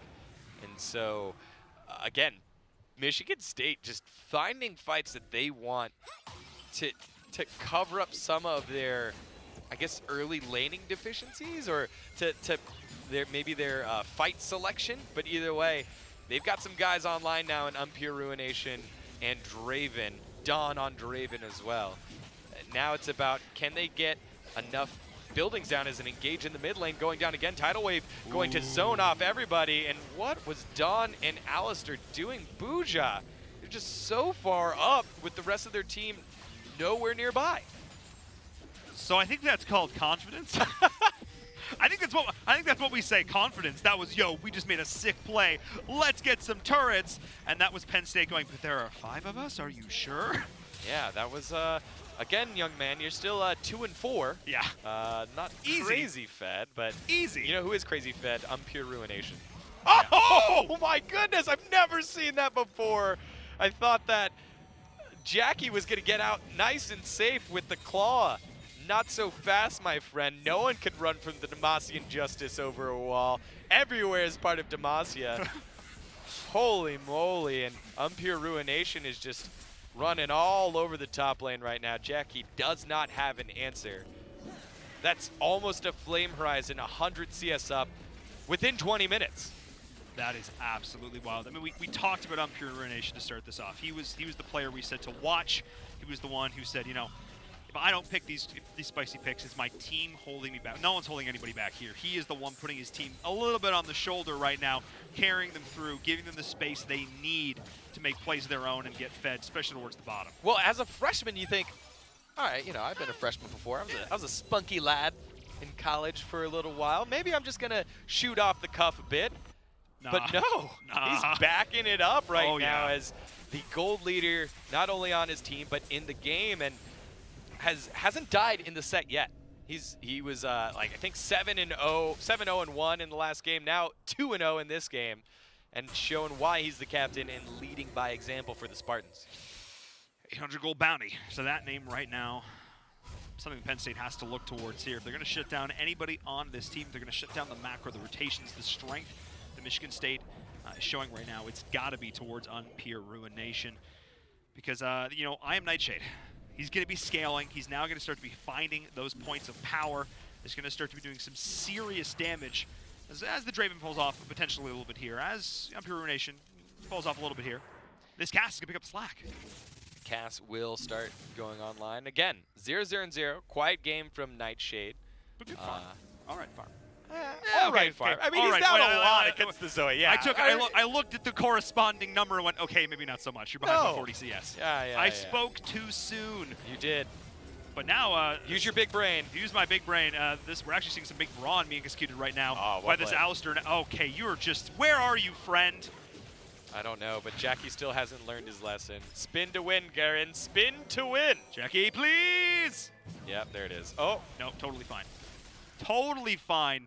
But oh, so tanky on Pure Ruination right now. That turret shot looked like just a speck of dust. Barely did anything. Yeah, Glacial Path and Ring of Frost will be enough to get Jackie to safety, but Nightshade. There's the first bit of action for Nightshade. You see the Tidal Wave coming out in response right now. They'll just be throwing out some stolen ults. Is Tarzan and Canyon, but this is another turret going down for Penn State. They're pushing down this mid right now, looking towards the tier 3. We were complimenting Michigan State so much, but it's now them back against the wall. Yeah, this is the macro play that Penn State had been looking for, the TP advantage, because it was not brought by Unpurination, and he's going to continue split pushing. They need to fully commit to this and get something for it. The turret does fall, and the pick up on the support as well. Dawn is also taking a lot of damage to the bomb. Oh, the dodge! Flag drag not going to connect, and now it is limit diving underneath those Nexus turrets, but MSU is going to get a tier 3 turret of their own, but the inhib does fall. Penn State got what they came for. Yeah, all the while, Garen on the bottom side of the map, as we take a look, will get the inhib turret. I don't think he'll get the inhibitor, will be forced to leave, and these are the types of trades that Penn State needed to make last game, just fully commit, but great engage by Silas, and you see the damage that comes out. And Jackie falls immediately. Tempo now, and the rest of the boys in a little bit of trouble. Tarzan biting off more than he can chew, and Limit now trying to help out. Nightshade with a nice cleanse, stays alive, but does go down. And here comes Unpurination. Everybody run from Penn State. Time to disengage. Good bubble going to land, but Junrei might be chased down by the Demacian. And Garen just going crazy in the mid lane. What an extended fight here, as our scores are bang even within 100 gold at 21 minutes. Ooh, so much action. Let's unpack that for a second here. We saw the mid lane push from Penn State coming out. They secured the tier 3 turret. They secured the inhib. In response, Michigan State was able to get an inhib turret of their own. In this situation, does Imperial just back? Do you just defend? At what point do you make that call? We're trading this. When are we going to get a positive trade here? Well, so I think the issue came from Michigan State when they decided to stop the backs of Penn State when Imperial Ruination had already recalled. It's like, hey, we're going to just take the L on this. Take the L on this trade here. If you're going to stop the backs, do it, but don't do it in a way that you're not going to fully commit, because Imperial Ruination could have just continued split pushing if you're going to stop the backs. Now you see them lose tempo, and both teams now actually have an opportunity at this Infernal Drake. They're going on in. We do have the Alistair starting things off there in the pit. Oh, man, going Silas. gold, trying to stay alive a little bit longer, not even going to remotely survive, as all the members of MSU are now starting to chase on in. Tarzan and Canyon and Booyah found that initiation. Yeah, Silas able to steal away the Infernal Drake, and these are the types of fights that Michigan State wants. They do not have hard engage from long distance. They are able to just get to a certain position and fight around it. So we see Nami kind of dash around a little bit. But they want to get to those objectives and force Penn State to decide, do we finish this objective or do we take this fight? And right now, they don't want to take the 5v5 fights. The Garen is massive. He's massive right now in terms of this game. Now has hit the Flame Horizon point against Jackie. 100 CS up, multiple items up, and it just becomes very difficult for Penn State to want to pick those fights. Again, they were able to get tempo off of picks. Sleepy Trouble Bubble from tempo, landing, and Jackie finding picks as well. However, once they get into a 5v5, things turn much more in Michigan State's favor. Because at a glance, it's easy to look at this and go, oh, well, Penn State, like, they have the inhib down. That's a huge advantage. Super Minions, something got to think about. But they haven't taken a single other turret anywhere else on the map. And when you have things like this happening, yeah, you can pop your ult. Yeah, you can pop the Frozen Tomb. You can try and take this fight. But at the same time, Jackie, you're just dead here. Yeah, and I Am Nightshade is reaching critical mass. That's correct, and I Am Nightshade isn't even the scary split pusher on the team. It's Unpure Ruination at this point. You're just accelerating I Am Nightshade to just critical mass, as you said. They do have super minions streaming down the base. They need to decide what they're going to do with this map tempo advantage, and they're going to ping Baron, but again, you're just inviting a team fight that you don't win it. No, this is a 5v4 situation. This is the potential throw here from This is Penn time State. to run. This is time to leave, crew, as we do have the counter initiation Oh, going there that's from not the running. Nami, but that's not even nearly enough. Oh my, the first pick off here. Good poke damage from PSU, but still, second, Zoe, please, you're giving me a heart attack here. Diving in, trying to make this work, but no, that was just Michigan State looking way too clean. Oh, it's the major flank, though, from the rest of Michigan State. They do want this fight. Draven is all the way fighting Lissandra by himself, but Alistair goes in, gives enough time for Silas to get in there. Ulti gonna land, and there's the snipe. Ezreal did not like that one at all. Tempo goes and falls as well. Jackie is late to the party because he was zoned off by Draven, and Michigan State continually find the fights that they want and win this one cleanly, and will turn their eyes to Barrett. That was sick. That Silas ult just grabbing, going, saying, hey, I see one over there, and I see one. Hey, Limit, that's a nice ult there. It would be a shame if it were to kill you. As they now look towards the Baron, they are sitting in such a prime position right now. The inhib's going to respond in no time at all here. They're going to back reset and push this out all on their own. This is a solid position for them to be in right now. Yeah, and Penn State. Why did they try and take Baron? They forgot what their win condition is, especially how their team composition fights out. They are a pick team through and through, and you can easily get picks getting vision down, but they didn't have vision down other than at Baron. Your vision at Baron is to see if Michigan State is doing Baron. It's not for you do Baron. When you're down a member. When you're down a member as well. When it's 5v4. Right. Jackie was dead. Jackie was late to that fight because she was dead. And even if you want to Baron bait, which I think is okay, you have to kite back towards your base. Yeah. And what they did was they kited up into the river and got themselves caught in a little bit of trouble, just like Good versus Evil right now in a bit of trouble. And a bit of trouble now in... Whoa! Whoa! That's the Zoe damage.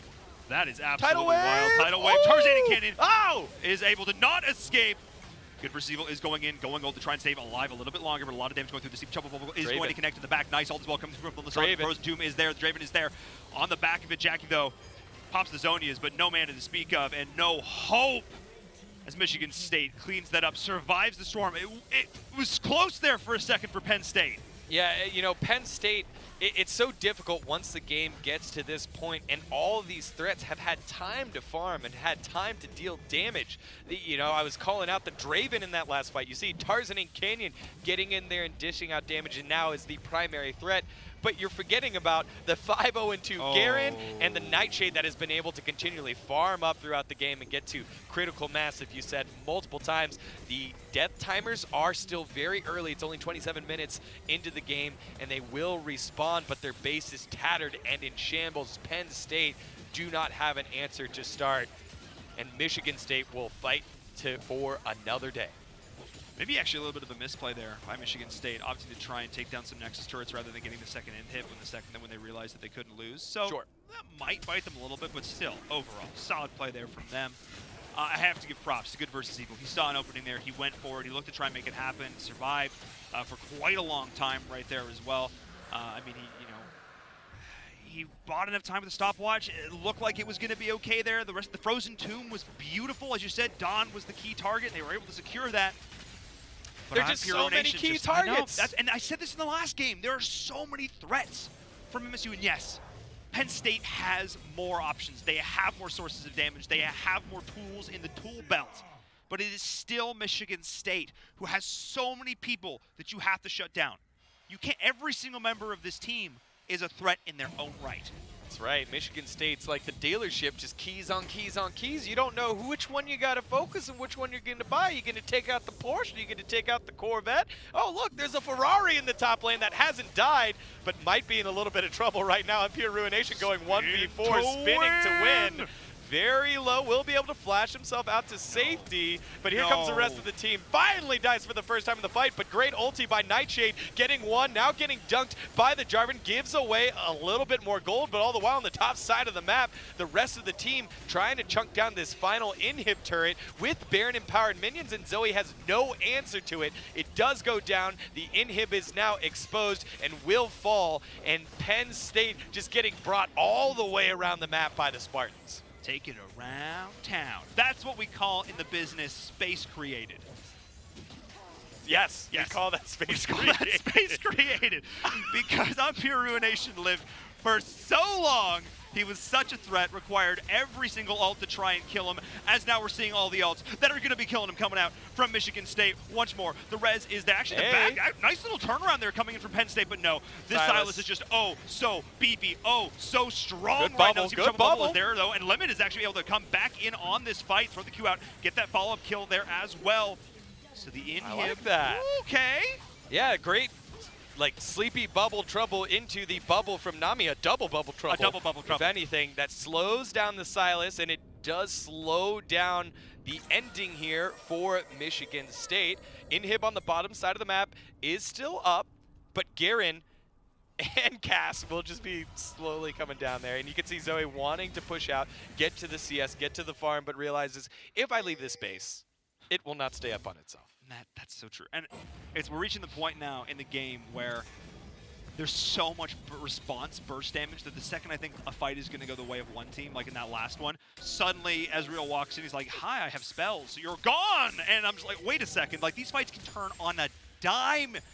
We're starting to reach these moments where one toe out of line could spell absolute disaster. 24 kills to 24. We are within 6K gold at this stage in the game, but the biggest difference has to be the structures. Penn State's base, it's beyond in tatters. They have like one tiny piece of fabric. That's the whole base. However, there is an avenue for success for Penn State. It's the mid lane. There is no inhibitor in the mid lane for Michigan State. One clean team fight might change this one around. It actually respawns. There's something there. Got a little bit of hope there for MSU should they throw a massive team fight, but of course it is open. There's the Zonias once more. The ult, the follow-up, the tidal wave. Don got way too greedy, paid for it now. Can the rest of his team, can Nightshade go in and make this work? And on the flank, we do have the Silas there trying to throw out the ultimate response, can totally whiff. So he's now going in onto the J4 up top. Pop his own stopwatch there. Good sidestep. Beautiful sidestep now. I cannot believe that MSU is still pushing this, finally getting over greedy as the Alistair is there, and they're just throwing away kills left, right, and center. Penn State is surviving through this beautifully. Yeah, but their base is starting to get sieged up by minions. You can see the ping now forcing to save the last Nexus turret. And the minions do spawn, so they will be able to do that. And Michigan State does not want to overcommit because they do have an open inhib in the mid lane. And if they lost that fight, it might end very, very quickly for them. So they back off with their losses. Solid defense here by Penn State to draw this one out. Yes, they lost one member, but again, they're preying on one of the major damage dealers, Dawn, and his aggression. He wants to get his auto attacks off, so you know he's going to step up. You know he's going to put himself in a position to get outplayed, and he played himself in that last one. DJ Khaled. Trading out 2 for 1 at this stage of the game. D-Gon, not a bad choice here for Penn State, especially because they didn't lose any structures off the back of it as well. I'm just gonna give you a look now. There we go. Going. Here we go. Just keep going. Yeah. There it is. We're There it getting is. into the true late game Lean now. into it, as our producer Lean says. In, yes, absolutely. Right on. Shout outs, into it. Cameron. Shout outs. Our amazing crew back here for the BTN, as we now see Sunray. It's just gone. Just absolutely gone. The support is getting found out now by that dominant top lane of Unpure Ruination, who's looking to try to chase down Good versus Evil. Going to go back over the wall for a beautiful counter initiation coming in from the Lysandra. There's the Frozen Tomb as well to fall off the back of it. The Alistair is there, still being a great front line as he's just stuck in the midst of all his foes right now. Tempo's going to be the next target for MSU, forced to try and escape. All the members of PSU are in fullback right now, but they have nowhere to go, D-Gon. They got no base. Yeah, they have no base. Limit trying to get himself to safety. He's able to, and that is so unfortunate for Jackie. 0, 9, and 8 was about to make a huge play, but his Zonia's was about 3 seconds off of cooldown when he went in. Wasn't able to buy any time, so just went in without any way to stall out. Look at the low health bars here. It's so juicy for Michigan State. Penn State really wants to engage here, but Don getting a little aggressive, and he will back off. All the inhibs back down for Penn State. That was their opportunity back in, and Jackie, just with a mistiming of the Zonias, goes in, immediately gets blown up. And it was unfortunate, too, because he held multiple people in position with Ring of Frost and then got some decent damage down with Frozen Tomb. But the goal of a Lysandra that isn't fed is to just buy time, and was not able to do that. The rest of the team falls, and that's going to be major objectives dropped here for the side of Penn State. This is going to be Penn State now in a rough position. This is them down in gold. A rougher position. They've been in a rough position. Okay, yeah. We're getting like, I don't know how they grade sandpaper, but it's a really rough position. Okay. I think the higher number, it's worse. Finer? No, really? I think lower is coarser. Anyway, yeah. Okay. Either way, somebody tell us. What about a sandpaper. sleep number bed? Is the higher number harder, rougher? I don't know. It's a firm mattress. It's a firm. They've been sleeping on a rough mattress. Yeah, PSU sleeping on the ground right now. Penn State is in a very rough position as we are looking towards the Baron here. Michigan State has started this up, but it's very much bait. They are going to look towards the flank. Oh, Jackie, please no. Jackie, I blinked and you were gone. Yeah, that's right. Silas is like, I love my Tempur-Pedic. They take the Baron as well, and it seems like it's going to be a march to Mattress Firm very shortly here. It's devolving. Oh boy, let's somebody get them on into the sleep Just country. like we gotta sort this out right now. Oh no, there goes the Nexus turret. Oh boy, and it's gone too. And there's the ult coming through from the Draven, just doing so much work already. Nami's in a rough spot to throw out the ult, but there's nowhere to go this stage in the game. Knockups on knockups, the heal to keep them all beautifully topped up as the Nexus itself is exposed. Gotta give props to the Ezreal sitting on the back of this, trying to do as much damage as humanly can, but there's not nearly enough Qs in the world. His cooldown's not nearly low enough to dive right on in. They don't care. They want to get these kills. Yeah, They're going for style points, and that's gonna be the ace. Every single member has gone down, and that's Michigan State taking the series 2-0. All right, so Michigan State, the Spartans, finding themselves undefeated, 4-0 on the season. And, you know, doing research, I did see that game score. I was wondering, how did it end up that way? You could see how it ends up that way.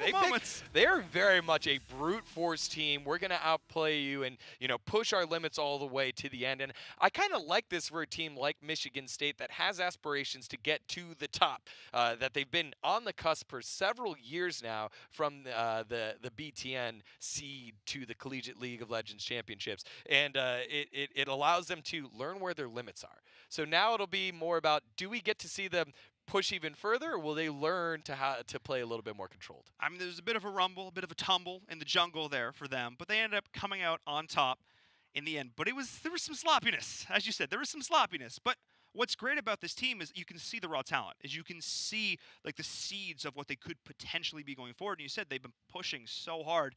And sometimes brute force is not always the answer. What I love, though, is a lot of their decision-making towards the late game there when they were looking to get these flank picks and catch out those opponents off guard. But against some of these better teams, they're not going to find those openings, which means they're going to have to make some adjustments going up against these other squads. Let's take a look at the highlights from that last game, though, because there were, of course, so many fun moments. Yeah, here on the top side of the map, just Unpure Ruination finally getting to cash in on his major lane lead and gold lead and break down that base, and that's 17-16 at that point. And then again, a little bit of a fight back here from Penn State. We thought it looked good, but that's when we realized the keys to the kingdom lied with the Spartans, because they had multiple keys to the kingdom, not just Draven, but there you see the Silas and even Alistair getting in on the act.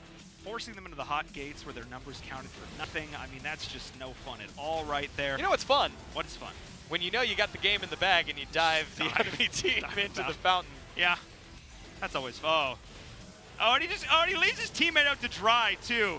He just leaves him out to dry. Oh, that was mean, Tarzan and Canyon. That was absolutely mean. Yeah, but think about his KDA, man. Think about the KDA. Well, you know, he's a team player. He's like, hey, look, we got the win. You know, I don't want you to think about your KDA as much, so I'm going to make sure it takes a couple of hits, and then you realize, it's not that important. We still won. We got the victory. We get the points for our BTN regular season win. Yeah, there you go. And of course, they are coming into this now, or I should say finishing this now, 4-0. So they are starting off this season as well as they possibly could. There's still a bunch of other big contenders in their section of the bracket, though, that they're going to have to keep an eye out for. And I'm sure, hopefully, we're going to be able to cover those matches as the season does progress. And if you're looking at Penn State now, that's still like not a loss to be super ashamed of there. There were so many moments there that looked pretty good. And I feel like, you know, looking back at it, they made some adjustments in the early game, but that's where the adjustments stopped. Yeah, if you're Penn State, you feel good about your fighting, the way that you executed. What you don't feel good about is those lapses of understanding how the team comp works. Like, you're a pick team comp, you were finding amazing amounts of success when you were getting picks, but once they started opting into these 5v5 team fights or these 4v4s, that wasn't what they wanted. Yeah. Now, I mean, so again, some great moments of learning for both squads here, but that's our first set out of the way. But we have more amazing action. We're going to look across the board now. It's going to be Illinois going up against Northwestern when we come back from the break, so don't go anywhere.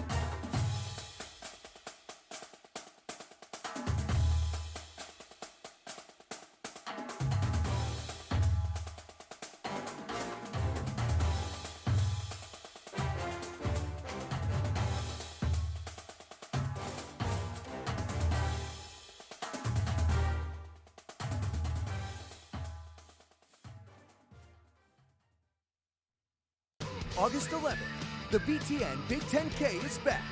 Run with pride and show off your school spirit at Grant Park in Chicago. Then experience the ultimate post-race fan fest and tailgate party. Register right now at btnbig10k.com.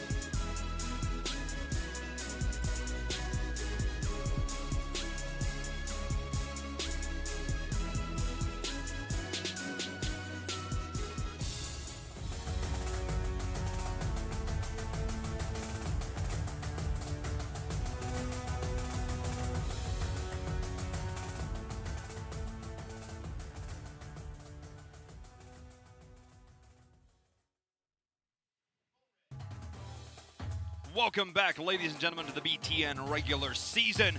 We have tons of amazing collegiate League of Legends action. My name is Paul Inverum Todkill, joined by our resident League of Legends expert, Daniel Deacon Gonzalez, where we just got to witness one amazing first opening match here on the broadcast. But of course, we have plenty more to come.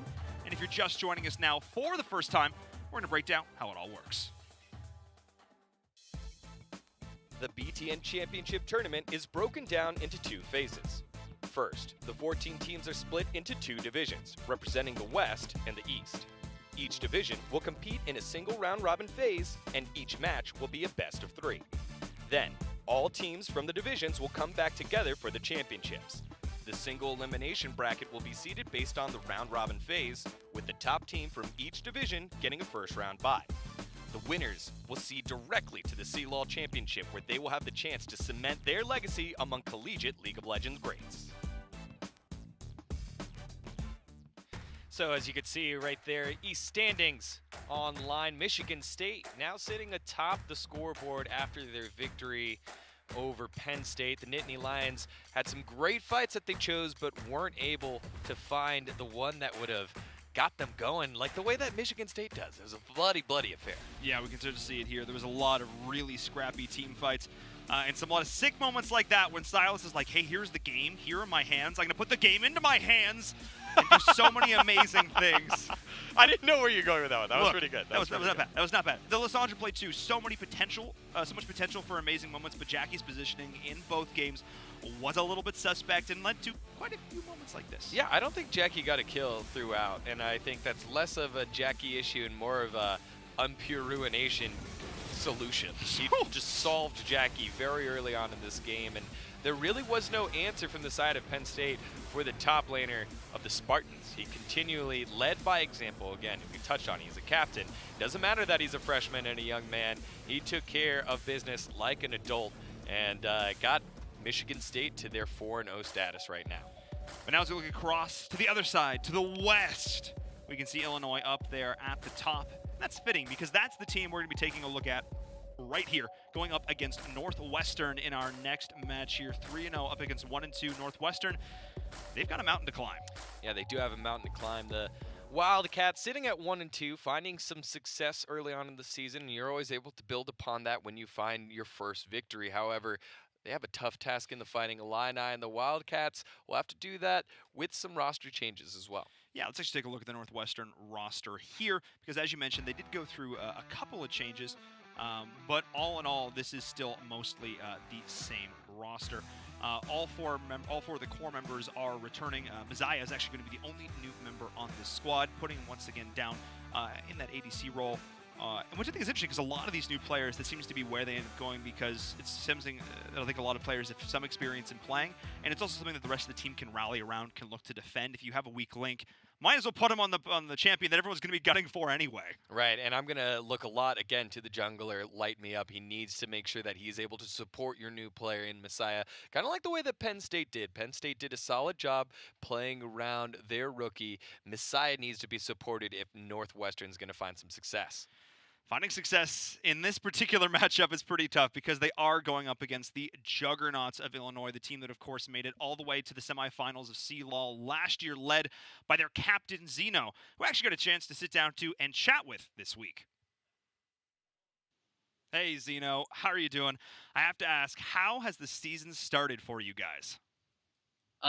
So the season's been great. I actually just got a pentakill the last game versus Iowa, and we're currently been winning every game and haven't dropped a game yet. Well, that's awesome to hear. Obviously, you're continuing on the legacy that you built up last season. You took down the returning champions, Maryvale, in the quarterfinals. How did it feel to experience that live on stage?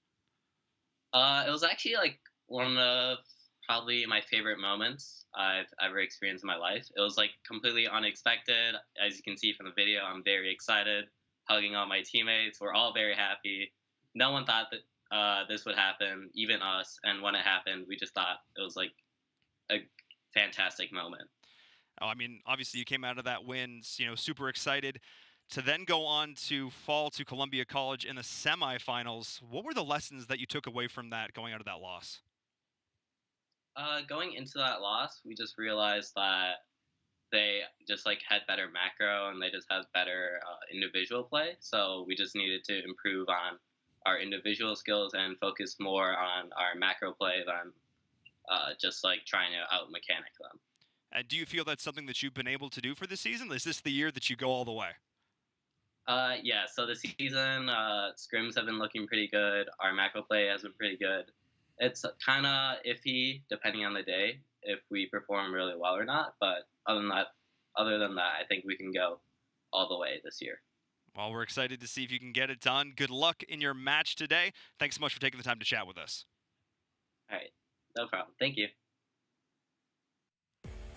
Well, as you can hear, some confidence, quiet confidence coming in from Zeno there over on the side of Illinois. We did have some slight roster changes coming in for them as well. 3 returning members with the 2 new members, the Bosch and Timmy Tommy, going to be filling in that bottom lane duo. Might as well put the 2 new players together. And Inu Project 1, you got to see him on the video there, subbed in halfway through the season for Illinois and was part of the team that led them to the top 4 finish in all of Collegiate League of Legends. But Zeno's going to be the main man in the mid lane. You got to hear him speak with just quiet confidence and humility, and they want to play around, again, the bottom side of the map. That seems to be the theme with a lot of these collegiate teams. It's like, hey, you got a returning top jungler and mid, we have that synergy there, we're just going to slot you right into the bot lane, and just don't feed on the bottom side of the map, we'll be all right. Yeah, just don't feed, we'll carry the early mid game, it'll be fine, just show up late, I believe in you, don't worry. Right.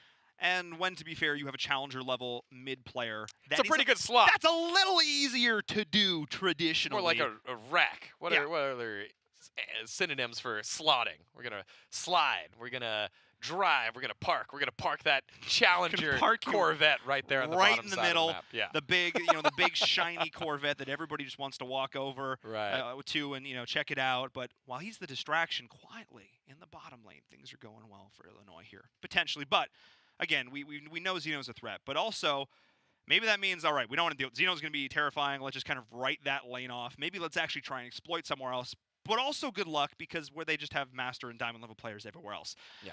We're going to get into the draft, though. We're going to see what the response is going to be here from Northwestern, how they're going to take down the Goliaths that are Illinois. Not just one of the best teams in the conference, one of the best teams in Collegiate League of Legends, period. Yep. So, yeah. They got one of the best named top laners in all the game. Topopotamus. Topopotamus. Love it. I love it. And again, one of the returning members from that core 3 for the Fighting Illini and Northwestern. Gonna have to find some answers, especially against some tough matchups. Again, you find a lot of their experience on the top side of the map, but they're matching up with some of the best in the country. So it'll take a lot of coordination. And again, I want to see engage on the side of Northwestern. If you're the team that is the weaker one, if you're the team that comes in with more to prove, you have to pick fights on your own term to have that element of surprise or that readiness and force Illinois to adjust to your engagement. So let's at least start with that and go from there from building a draft. And they're getting rid of a lot, getting rid of the Draven that we just saw earlier. No one really wants to deal with that. And all challenger level AD carries need to have that Draven ready to go, because it does draw a ban and it forces a difficult pick and ban segment to the team that isn't going to pick it. Yasuo removed as well, obviously being flexed in multiple positions as of recently, thanks to the meta from last year, so he'll be removed. Opposite side, Karthus and Urgot, no press R and win game, win lane. Scale late. Silas removed by Northwestern. Again, we got to see the power of that last game as well. So Northwestern just taking away a lot of these power picks. Illinois doing the same. No target bans quite yet, other than possibly the Draven against the Bosch. When you look at some of these collegiate players, oftentimes, they tend to main a lot of specific champions. Their champion pools might not be quite as wide, obviously, as when you look towards the super top echelon of pro play, where they can play any champion they need to at any given time. They can step up. Right. When you get to this level of collegiate play, you kind of start to experience a little bit of that too. The reason you just take out all of these top S tier picks is because if you leave them up and available, they can play them no matter what. You don't have to worry about the target bans. That's right. You just got to worry about what's strong. Yeah, when you get rid of S tier players, S tier picks, well then, the S tier players are still going to be able to play anything, right? Yeah. So getting rid of that Draven will be solid ban. Last one here is the Scion. No Scion for the side of Northwestern, Songmeister not just going to be able to play kind of an OP type tank right now, one of the best tanks in the game, has good initiation, that'll be removed. They'll go with the first pick Ezreal. So again, a lot of emphasis on playing safe, dashing around, and giving your bot lane duo that is now easing into competitive play on a high level against a top team, something to play safe on. And Illinois says, I don't want you to play safe. We're going to pick Illusion. We're going to be in your face. Yeah. Bang, bang. Boom, boom, bang, bang. I mean, if they pair this with something like a Morgana or a Braum, they're still going to have a very fun time in that bottom lane there as well. The cast to go towards likely that mid lane. Looking over across, seems like Northwestern is going to pick up their mid response. Feeling relatively comfortable there in that matchup, picking that up pretty quick. Yeah, so Cassiopeia and then LeBlanc. LeBlanc getting logged in into the mid lane by Eros. And LeBlanc can delete people. Yes. Just in case you didn't know. Quite the just, eraser. Just delete them? Really? Yeah. You can just do that? Starring Arnold Schwarzenegger, I believe. Yeah, the eraser. Look it up, kids. And so after that, Renekton locked in. Crocodile, not an alligator, on the top side of the map for Songmeister. So he's going to want to win early on. No matter what the matchup is, he's confident in his Renekton play. For a while, it was Renekton, Shyvana, Dr. Mundo, I believe in Season 4 and Season 5. Now making a resurgence again with a lot of burst damage in the game. Keeping an eye on that. Yeah. I like the history. I like the lesson there as well. Coming out of the jungle, of course, going to be going up against the counterpart in the Lee Sin for Illinois. Another one of those champs whose early mid-game can do a lot there. You use to propel that towards the late game with when you combine that with Illusion and a cast, the late game of Illinois is going to be pretty much unstoppable. A lot of the onus is now going to be on Northwestern to shut that down. As you said, find those initiations. There's the Braum ban. No surprise there. Coming up from Northwestern, one of those great counters going into that Ezreal. J4 is going to be denied. Interesting ban there, actually. Well, the J4? Yeah. No, it's a jungler. Jungler removed for Northwestern. Northwestern doesn't have a jungler selected yet. Yeah, I just think it's interesting because they already have. Okay, there's a lot of initiation already going on through. Okay, that's fine. That's fine. Okay. Yeah, they're lacking hard initiation right now. J4, Scion, all those things, and a good way to initiate is to assassinate somebody. So getting rid of the Kha'Zix as well removed. I'm surprised that Illinois took the Lee Sin in this first three, unless Project is known for his Lee Sin plays and he believes he can do that. I would have taken the Braum there. Like Lucian Braum is probably the most aggressive, one of the most successful bot lane duos to win lane with, and instead they'll go with an Alistar, which is still very good, but the Braum, I think Lee Sin would have slid through. Yeah, that's true. So, I mean, yeah, I guess you're right, because it did obviously get banned in that next stage, so this is interesting. We're starting to see some of the mind games come out of where they want to prioritize some of the stuff here. I mean, I think at this stage, though, Illinois is pretty comfortable running it. They haven't dropped a map yet in any of their matches. The Aatrox now going to be picked up as well for Northwestern, so a super solid top. Well, I was going to say top now, but they have the Renekton here as well, so yeah. Okay. Maybe you were right on the jungle. I think we could see an Aatrox jungle come out, and I do like this Thresh. So now you have Death Sentence to be your main initiator, but I dislike I like the fact that you can throw a lot of death sentences. It'll be one up every 16 seconds. I dislike the fact that it's not secure engage. Yes. Again, Northwestern has now run into the problem that a lot of other teams have run into. It's you don't have someone that says, okay, we're going in. This is going to land like 90% of the time. Now with the Poppy and an Alistar, I like Illinois' front line a little bit better, actually a lot bit better than Northwestern. So if Northwestern falls behind, they're going to have some difficulty preventing Illinois from just walking forward. And one of the big things that Illinois has in their team composition is the Lee Sin that can facilitate early game aggression. And you look on the bottom side of the map, that is just reeking of early game aggression. It smells so bad with early game aggression, the Lucian and the Alistar, and it's going to be a lot on Messiah and Donald Talia to make sure they stay safe and don't get engaged upon, and just have that extra jungle sense of when Inu Project 1 will be in the area. Yeah, because that Lee Sin just flying kicks right out of the jungle, hits you right in the face. That's really tough to deal with. The Thresh is going to have to be on point. We'll see how Illinois plays around those key cooldowns, because when you're playing against a Thresh, obviously that's something you have to keep in mind when he's going to be able to just make your whole day pretty sad, essentially. Just everything you thought you were going to do, no, none of that.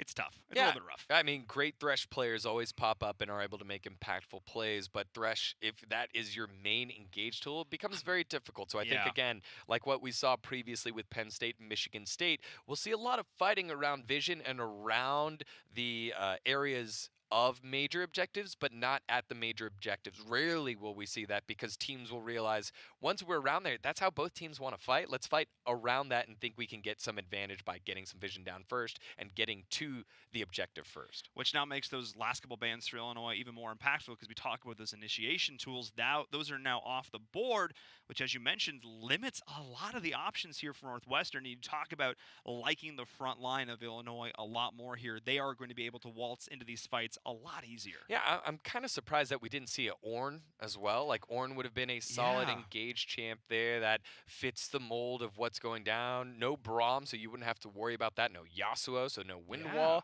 There were other opportunities there, I think, that either team could have picked themselves a little bit more secure engage. And if they wanted to fight around objectives, you could have seen a Rumble come out as well. The Equalizer just kind of laying down the law and saying, hey, if you cross this line, you're going to start the fight at less than half health. So either one of those, I think, would have been good picks. But a Poppy, very much team fighting compositions with not a ton of ways in for both teams. We'll get to see if Donald Talia will be the savior here on that Thresh for Northwestern, or if Illinois' brute force will be able to run through the rest of the team. Well, we're going to see here as we get into game number 1, Illinois and Northwestern here. Illinois coming into this as the team to beat. Northwestern, as we said, have a mountain to climb, and this is the draft they've decided is what is going to get it done. They've packed their bags. They've got their little pickaxe. God, what are the name of those again?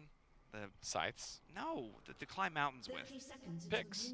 Sure. We're going to go. They? Well, they need to get some picks in this game if Climbing they have any picks? hope of climbing the mountain that is Illinois. That's where we were going with that. I'm going to figure it out here. Yeah, At some point. Can we figure that out? They're Yeah. just not climbing picks? Are they? I don't know. Somebody in the back, let me know. I'm legitimately curious now because I started this whole analogy and I had no idea where I was going with it. Yeah. Well, yeah. Someone help out Paul with his analogy because I can't help him out with this one. All right, so Northwestern and Illinois starting things off as Paul is looking up his pickaxe climbing pick analogy. Oh, Go no. too crazy as Messiah will land a couple of Qs here and, yeah, get a couple items. A early bag of gold. Let's see how much that was worth. Can we see how much that was worth? Can he? Oh, yeah, 120. Wow, you got the Wow. big bag. Yeah, he did. That's a nice little way to start things Yeah, off. you got the 100 gold, sly sack of gold there that Gotta let stuff go. Kleptomancy Yeah. gives to the Ezreal. Just normal build. And so he'll start off with the gold lead that Northwestern possesses. This is a good counter pick here by Topopotamus. The slice and dice of Renekton will be stopped immediately with Steadfast Presence. Topopotamus just pops that, no dicing away for Songmeister. And so if he goes in, he has to be all in and make sure he doesn't take too much damage, and also make sure that the Lee Sin isn't around as well. Well, speaking of Lee Sin, already a bit of a scuffle breaking out in the river over the Scuttle Crab here, forcing back the Aatrox. Not Light Me Up playing a rather unconventional champion in that role. Traditionally, we see the Aatrox lane in the jungle here, and not having a lot of early success, obviously up against the Lee Sin. That's somebody you basically do not want to brawl with at this early stage of the game. Yeah, not a lot of champions do well at level 2 against a Lee Sin, but definitely not an Aatrox. Does have multiple swings of the Darkened Blade, but Lee Sin just deals more damage. Yeah, just deals more damage. And yeah, you can probably hit the third proc of the Q, but even if you do and go through and manage to find the knockup, he's got enough mobility that he's either going to be able to dodge it outright or still counterplay off of it, as we now see a gank coming in up here into the top lane. Forcing Good flash. Yeah, I mean, great flash, but still forcing the sum out from Illinois. So Topopotamus, he's like, I need a ward here, because that shouldn't have happened. Yeah, I think Topopotamus should have recognized that, hey, look, Lee Sin bullied down the Aatrox on the bottom side of the map, so Aatrox has the jump to go top, and the way that Songmeister was playing that lane seemed pretty Smite clear, fight. but oh, Smite Fight heading on over to Project 1. Now it is Light Me Up, who's going to be forced to pull back over the wall. This is Illinois in full control right now. Oh, Zeno, though. Zeno might have actually stepped a little bit too far forward, or he didn't at all, and it is Eros now forced to flash back and retreat. The collapse there, or counter collapse from Illinois, keeping their mid laner perfectly safe. Calculated, he says. Lots of early aggression by both teams in this game, as we see Ignite now going down on the Bosch, forcing him to back up. And Bosch is in a pretty rough spot right now. A lot of damage going through onto him. This is, again, the new lane here for Illinois. Mizaya, the new player coming in from Northwestern as well, doing quite a bit of good damage. Doesn't have a lot of mana to keep working with, though, in that lane matchup. Lucian is going to be forced to reset here, as Northwestern doing a fairly good job so far in this early game, but slight gold lead will be coming out here in just a bit if all things continue here for Illinois. Yeah, what I like about this is both teams are trying to flex their muscles early. They're sending messages, and not in the way that it's just for funsies here. It's like, hey, look, I'm going to use Ignite on you. I'm not afraid to use Barrier. I'm not afraid to step up early on and set you a bit further back. And if anyone makes a mistake or hesitates, we get a free flash. No one did. I think everyone played it out relatively well. But now in the top side of the map, Songmeister taking it to Topopotamus. If we could get that one up on screen, Topopotamus very low. Yes, indeed. We are seeing Topopotamus bringing a friend into the fray right now. Oh, okay. Songmeister definitely just clenched his tail. That's a thing. He absolutely clenched his tail right there. As his life flashed before his very eyes. He's just going to sit back up here and lane. Just doesn't want to go back quite yet to reset. That's a full kill. Oh, that is a free kill up there at the top of the Lee Sin. No? Oh, Songmeister able to get away before the damage gets down. Nice gank by Project to force the Croc back, but a lot of time spent by the Lee Sin on the top side of the map means that the Aatrox can continue farming, get the Scuttle Crab, and try to pull himself ahead. Now in the middle, though, it actually looks like Zeno is going to be in a lot of trouble here. The committal from Donald Talia is there. The shield coming in from Iron Project 1 as well, bringing him right back in. That is going to be first blood going over the way of Northwestern, but the rest of the team from Illinois is here. Donald Talia is going to fall in response. Nice flash. Good ward. Project 1 is back over, but he's on the wrong side of the line of scrimmage. He is in no man's land, as that is 2 kills for 1 going over to Northwestern. Look at that, a 5-man assist, 4-man assist. Everyone got a piece of that kill on Project 1. I thought it was actually going to look really bad when Donald Talia flashed forward, tried to play, missed everything, but then he made up for it by landing the death sentence onto Zeno. Now with positioning, Northwestern gonna try and finish up this Ocean Drake. They are going to force back Illinois right here, which means they will be able to secure this Drake, no questions asked. Let's take a look back, though, at that mid lane fight, Degon. There we go. Yeah, Zeno and Eros, after already blowing some summoners back and forth, Eros landing the chain, and that puts Xenos in a tough spot. There's Donald Talia just kind of waving around his scythe, not hitting anything, then finally lands the hook. The counter kill does come in. A nice play by Project 1 to pick that one up, but he had to flash forward for it, had nowhere else to go. So this all starts from the LeBlanc. Eros landing the chain, setting that one up, and getting himself an early, getting his team an early lead.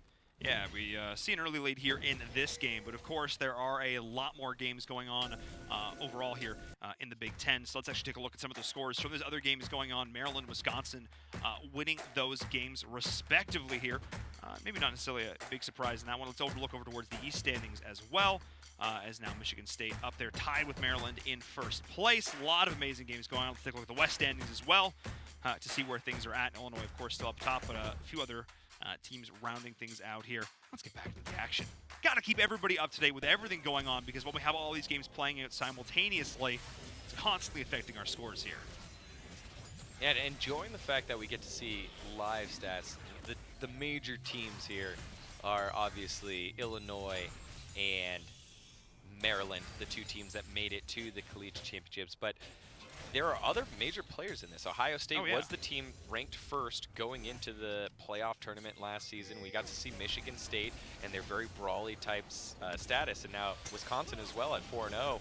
Right now, the only thing that Bashi's seeing is a hook to the face, but here comes Zeno to help out. Mizaya picks up that kill. Another kill picked up by Donald Talia. Might be able to walk himself out of this one. The poison tick going down. Yes, no. It's enough. It's a double kill for Zeno in the mid lane. Great roam early on because LeBlanc went to the top side of the map. Zeno goes to the bottom and finds himself 2 to cash in. We did see another nice little play there, dashing the ward from Project 1 to get himself out of a rough spot in the mid. So he survived while his team was able to pick up 2 kills of their own. They did lose the Bosch. The carry was the one to go down. But Zeno, their ever-dominant mid laner, did pick up a couple of return kills in his own right. It's trading back and forth right now. Almost dead even in terms of gold, dead even in terms of kills. I have to give props to Northwestern. They came into this one definitely as the underdogs, and they're setting up nice ganks like this. Looking pretty darn solid here into Illinois. I didn't even think about that. The Steadfast Presence also stops the Aatrox from using the Darkened Blade because those are movement skills and abilities, each one of those swings. So no fun there ganking the top side of the map. And funny really little working out really well here. Yeah, it has a good interaction early on, and it negates a lot of the early aggression that a Renekton and an Aatrox, got to get my articles correct here. Correct. Early on, and that's what you want to do when you're Renekton, get that early lead so you can snowball out. Not so fast, my friends. Topopotamus can just stop any slice and dice, stop any aggression, and just continue to farm up and be that tanky front line for the Cassiopeia and for the Lucian as the game gets later and later for Illinois. Yeah, because as we look towards the late game, obviously we do have the Ezreal, we do have the LeBlanc coming in from Northwestern. We're going to have a lot of burst damage when that all that gets through, but we do have a Lucian, you have a Cassiopeia, and in the late game, there are very few champions who can scale as hard as a Cass can, right, in this current meta. She is just so tough to deal with. As well as the fact that, like, LeBlanc is really far behind in CS. Arrows not having the greatest time farming, and we saw the roam earlier. Zeno went to the bottom side of the map, got to cash in 2 kills. Arrows went top and got nothing. And yeah. So those are kind of the timings where you can get a lead and try to expand upon it. So we see a gank now on the bottom side of the map. We do see Project 1 coming out of the jungle right here. The double knockup Nice going in from Timmy. Tommy, beautifully done. Mizaya is going to be the first one to go down. Kill going over towards the jungler. And Donald Talia, the last one standing here, is going to watch him and his partner in crime fall. And some more turret plating gold going over the way of Illinois to boot. They're feeling very happy with that rotation. Yeah, very straightforward gank when you have an Alistair and then an early game pressuring bot and jungle duo in Lee Sin and Lucian, and Alistair just tanks that up for days, nothing he can do. Now on the top side of the map, the counter gank coming in, forcing the flash out of Topopotamus. But again, I'd rather take the kills in the tower than just a flash. Potentially a tower coming in here as well. I don't actually think it's going to go through. I mean, ult popped as well for Light Me Up there to try and secure that. Maybe a little bit optimistic. Again, the Poppy just so tough to lock down there at this stage of the game in the mid. We are seeing a little brawl going out there between Arrows and Xenos. He was like, really, dude? Really? Really? Is this what's happening right now? Is this the game you want to play? Oh, good Sitting play. outside the Nox. Oh, man, no. He's just going to stand right on through it. Xeno, the utter calculated play, surviving with a scrap of HP. He's like, that's why I got the challenger. Yeah, Arrows did a solid job juking out the Petrifying Gaze, but still got chunked there on the damage now. Hey, Donald Talia, where are you going, buddy? Where you going? How you doing there, friend? River is not a safe place. Stay away from the water. Seriously. Seriously, though, guys. You don't want to walk in there right now when Illinois is looking to set up some big plays, unless you bring some friends. Because we know Northwestern can execute some of these ganks right here, but they definitely need a few members on their side if they're going to try and make this work. And they are potentially going to look to do that right now. Light Me Up is not going to be walking into this with his ult available, though, so doesn't have that huge burst of HP to try and tank this out. TP's coming in, though, from the top side of the map. Both players. It means it's going to be a full engage, but Songmeister's on the wrong side of everything. We do have the culling going through in the back. The Renekton is trying to get the damage onto the Bosch. The big ult, though, is following up from Ezra. The kill is going to be going over to the Renekton as the side of Northwestern is now completely forced back. The Drake could be going over handily to Illinois, unless we can see the solid rotation coming in from the LeBlanc in the mid right now. There's going to try and be a snipe coming in from Northwestern. They are not able to get it, and just sacrificing his life for it is Songmeister walking right on in, or Light Me Up, I should say. Both of them sacrificed their life in that one. Yeah, Light Me Up just kind of caught in the wrong spot as we take another look at the play from earlier. Again, just TPs forced out, and Songmeister, I think, picked a bad TP. I think it's Northwestern's fault. They need to stick with your guy that's TPing on in. By the time he finally gets to play League of Legends and push his buttons, he's at less than half health. forced to slice, dice, and flash away.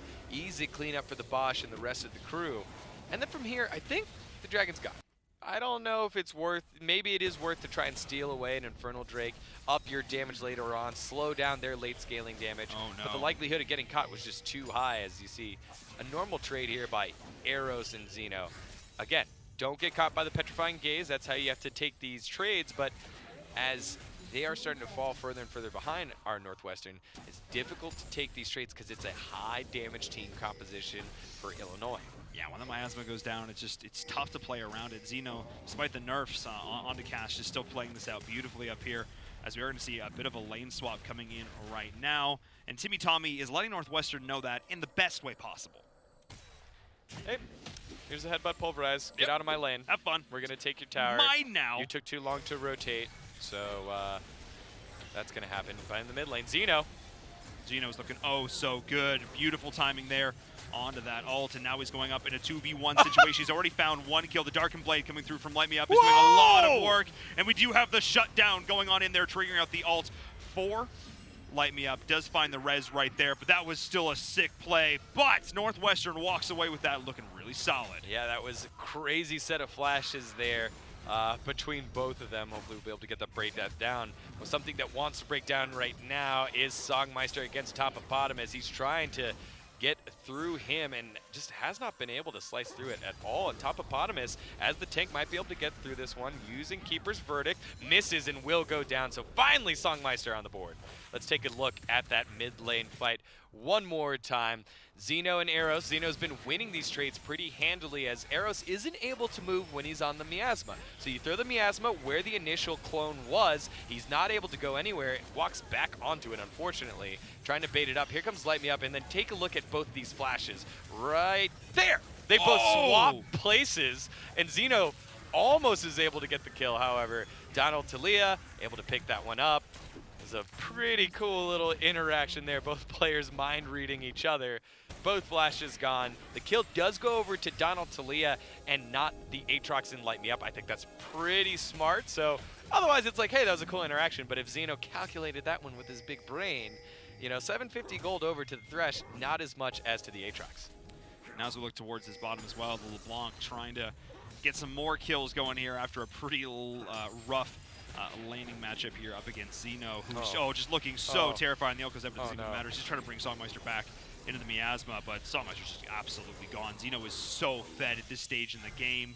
6-2-1 at the 15-16 minute mark. That's just a rough place to be, and the rest of the team is going to start to deathball, I think, a little bit in mid here. Get some pushing down, as they've already taken down turrets in the top and bottom. Yeah, maybe if the Black Cleaver was completed for Songmeister, that would have been different. Maybe if the gold was a little bit closer, that would have been different, because I don't think Xeno played that one perfectly. But take a look at this. Timmy Tommy over the wall. Timmy Tommy's going in underneath the turret. Shelly's here. They're calling the back, taking down Donatalia with ease. Topopotamus going off right now to Zio, who's joined right back on in, getting more kills to his name. The turret falls to boot. That's 3 members for Northwestern gone. You can flash away, you can shift away, but you can't get away from the twin fangs of Xeno. 8-2-1, picking up 2 more kills there. And the Cassiopeia likes to go to the snow mountain areas because she's snowballing out of control. I mean, she's a snake and cold-blooded, but we'll not get into the science behind that one, D-Gon. Either way, yes, snowballing right on in and making this look easy right now for Illinois. 13 kills to 5 and a 6K gold lead to boot. This is a rough spot right now for Northwestern. Obviously, Illinois came into this the favorites, and they're showing us why. Some individually great plays coming out from them from, as you said, the top side of the map. That's really where this all came through. Yeah. The Bosch and Timmy Tommy have been looking pretty darn solid as well, but it all is Project One and Xeno. The way they're able to just find these kills, open up and create these opportunities, and Northwestern is trying to respond, but they just don't quite have enough answers. No, they haven't had the answers since probably about like 3 or 4 minutes ago. I think the games have been kind of rolling pretty quickly as we see, Maryland and Rutgers. There we go. 3-0, 0-2. That's happening. Yeah, everybody's getting really excited over this matchup so far. We're like, everybody clearly our crew in the back is freaking out as well, just pressing buttons there. I love it. Yeah, as we great flashes. Great flashes, seriously. I want to press D. Yeah. Flash on D or flash on F? Quick. There's a story. Yes or no? D or F? F. No, it's Flash on D, man. I mean, because I fat finger that all day. No, it's closer. Yeah, it's closer to your trigger finger. Closer to your pointer. Yeah, and I also will fat finger it all day, D-Gon. Don't make fun of me. You know who's not fat fingering any flashes? It is pretty much all the members of this game. They have been pretty much impeccable so far, as we do see a nice another collapse coming in here from Northwestern once again. Boop. Oh, get out of there. Yep, keeper's verdict keeps them safe, but that means on the opposite side of the map, an opportunity for the rest of Illinois to get aggressive, and they do, forcing out Donald, Talia, and Messiah. And now minions streaming down mid lane, minions streaming down the top side of the map, and that top turret being left alone. Minions have been cleared out, but a nice little chunk there. Good damage done by Illinois, not wanting to overextend this. Something we've seen earlier in some of our matches, teams trying to force things a little bit too much here. Something that I think Illinois is a little bit too disciplined to do here. Northwestern, then, as I said, the onus is going to be on them to stop the scaling, because Illinois is fine, content to just sit back, farm, scale. They don't mind it one little bit. It is all on Northwestern right now to try and make a big play. Is already the damage coming through from Zeno.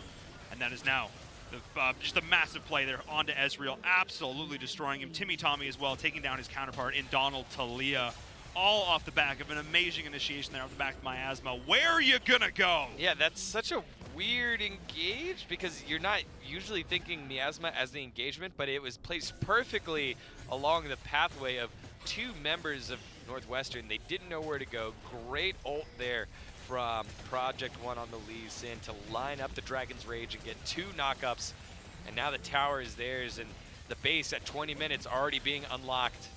The inhib is about to go down here. We see Topopotamus TPing in to join in the fray as well. Make sure they have that strong tanky front line. Knight as Ezreal, though, going through. Can be taking down the Alistar to start off this fight, but the damage has been done. The inhib is down. Can Northwestern convert this into any more kills? Zeno is going to be there. Nice sidestep. Lightning can try and fall through with the Darkened Blade. Cannot take him down so far. Hook. Beautiful hook there going through from the Thresh to the back LeBlanc. 12. But There's another one, 2 for LeBlanc. There we go. Can they try and make one more kill happen here? No, they do not. The double kill shut down as 4 members of Illinois drop.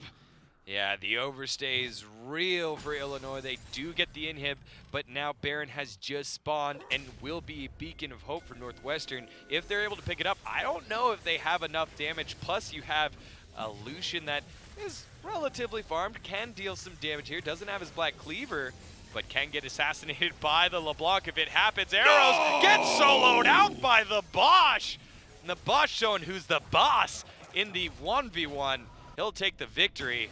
But man, Northwestern still committing to this. They need to get it, otherwise they're going to fall behind, and they're committing very hard. Here comes the Alistar. The Alistar can certainly walk in right now. He has more than enough HP to make this happen. He's just going to let the Baron reset right there. The Bosch, the new player joining in on the roster. What an absolute beast. Yeah, let's take a look at how the fighting all broke down in the base in the first place. Miasma drawn down, and again, you really want that, but keep your eyes here on Alistar. He gets blown up immediately without using ultimate. I think that was one of the first major mistakes. After that, you're on a full retreat. Maybe just lose one more. Flash Q did not land from Light Me Up. Think you're safe. No, Donald Talia lands the hook there, and then Arrows comes in from the side, picks up the kill. However, we got to see, almost stolen away. You got to see Northwestern get a little bit too aggressive. That allows Tempo to head back on over to Illinois' side. They take the Baron that is rightfully theirs, and they'll have the pretty major opportunity to accentuate this lead with Baron buff, minions, and an open path to the Nexus in the top side of the map. Ooh, this is a rough situation for Northwestern right now. Everything is going in favor of Illinois. 6K gold lead, Baron buff, as you said, and the open path to victory here. Gonna watch for them to just push things on Slew, probably take another inhib turret, probably take another inhib before they really try and go for the throat here. Or they might find a couple of kills like this in the jungle. Donald Talia is gonna be the one exposed, actually finding the hook onto the Bosch right there. Nice little play, but not able to follow up and capitalize on it. Lee Sins has not joined the fray yet for Illinois. But as I said, they're just going to look to push things down, push right on through. They have no need to take crazy fights. Yeah, that's a little unlucky there by Donald Talia. He's doing the right thing. It's ward up your jungle while you have the opportunity, because your chance to get back in this is to get a pick. Unfortunately, he was trying to ward a little bit too far up and ran into the Alistar. He didn't die, but that's definitely a way to catch back up when the opposing team has Baron and has a bottom lane turret to push through. They're gonna get a little lazy, walk through the jungle. That's your chance to get in. They weren't able to, and now they pay for it with their bottom inhib turret.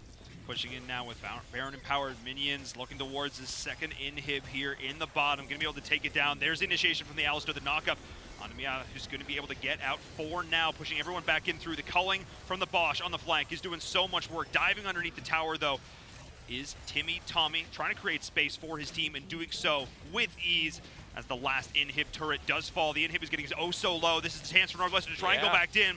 But beautiful play, isolated the Aatrox, taking him down. He will have his ult, he will be able to try a little bit through it, a little bit longer. Don Flee is going to be the next target, not able to get himself on out. Zeno is being such an absolute beast. There's the ult, the follow-up is through the miasma, keeping him grounded, keeping him down, putting him 6 feet under. And the miasma in play yet again. Zeno showing why. Cass, even with her nerfs, still very, very strong, very formidable. As we have one more kill going down. Project One gonna pick that one up. And Illinois just snowballing this one out of control through the mid lane. Good trade there by Timmy Tommy, trading his life for the game. 20-11 is your victory. A 9,000 gold lead, 24 minutes. That was a quick one by Illinois, who stormed to a 1-0 lead. What beautiful play there from them. Again, the first few minutes, breath of life there for Northwestern. They got themselves a couple of kills. They had some decent rotations, but still, not what they needed to have happen there. In the end, it was Illinois, the favorites, who came out on top there. But of course, that is only game number 1. We're going to have more amazing action when we come back after this short break.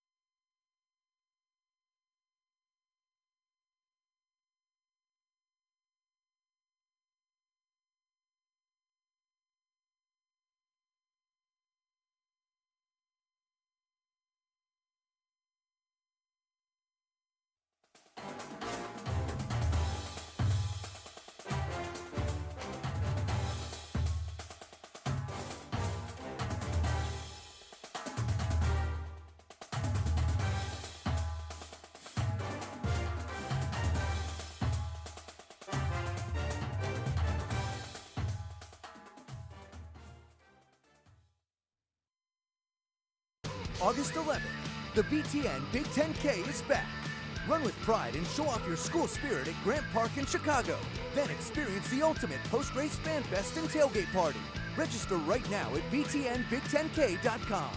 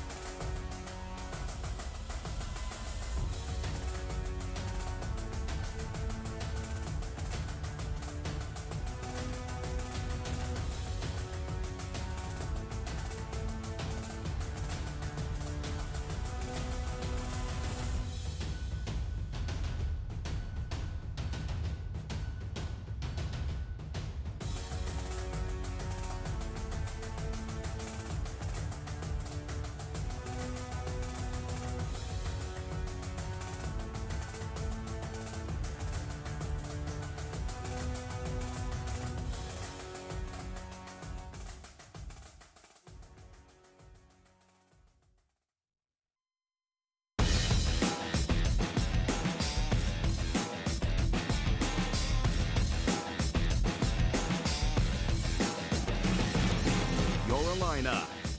Your network. BTN.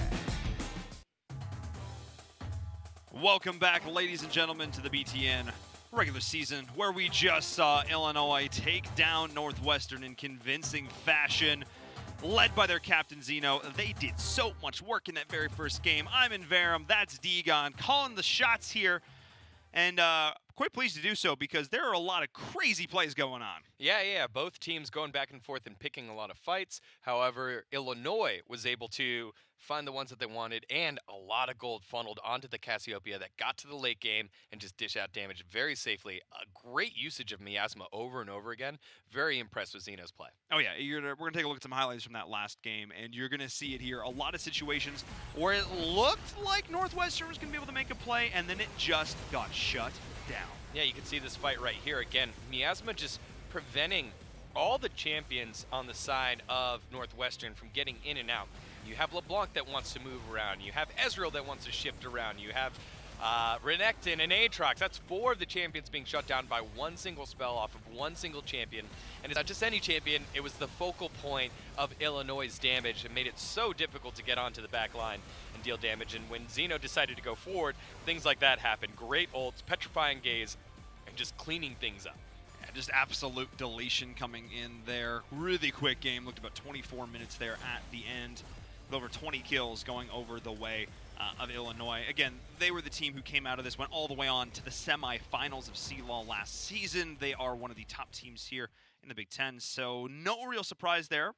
But there was at least a nice little start there over on the side of Northwestern. They got a couple kills in the early game. They had a couple little solid rotation, burned out some summoner spells. That was not a bad little option for them. No, and it wasn't. And it had to do a lot with that early game and pathing around that and trades. There was a lot of trade kills here. And I think you just need to realize, okay, if we're going to trade kill, let's make sure that the gold goes on to the champion that needs it the most, right?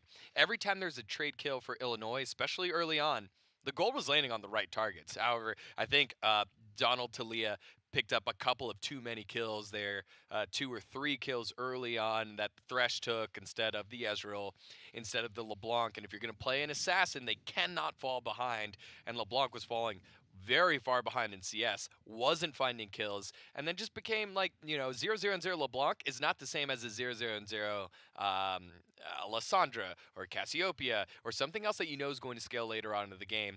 Needs to be proactive and was not, and so that's why Northwestern found themselves on the losing end of the game.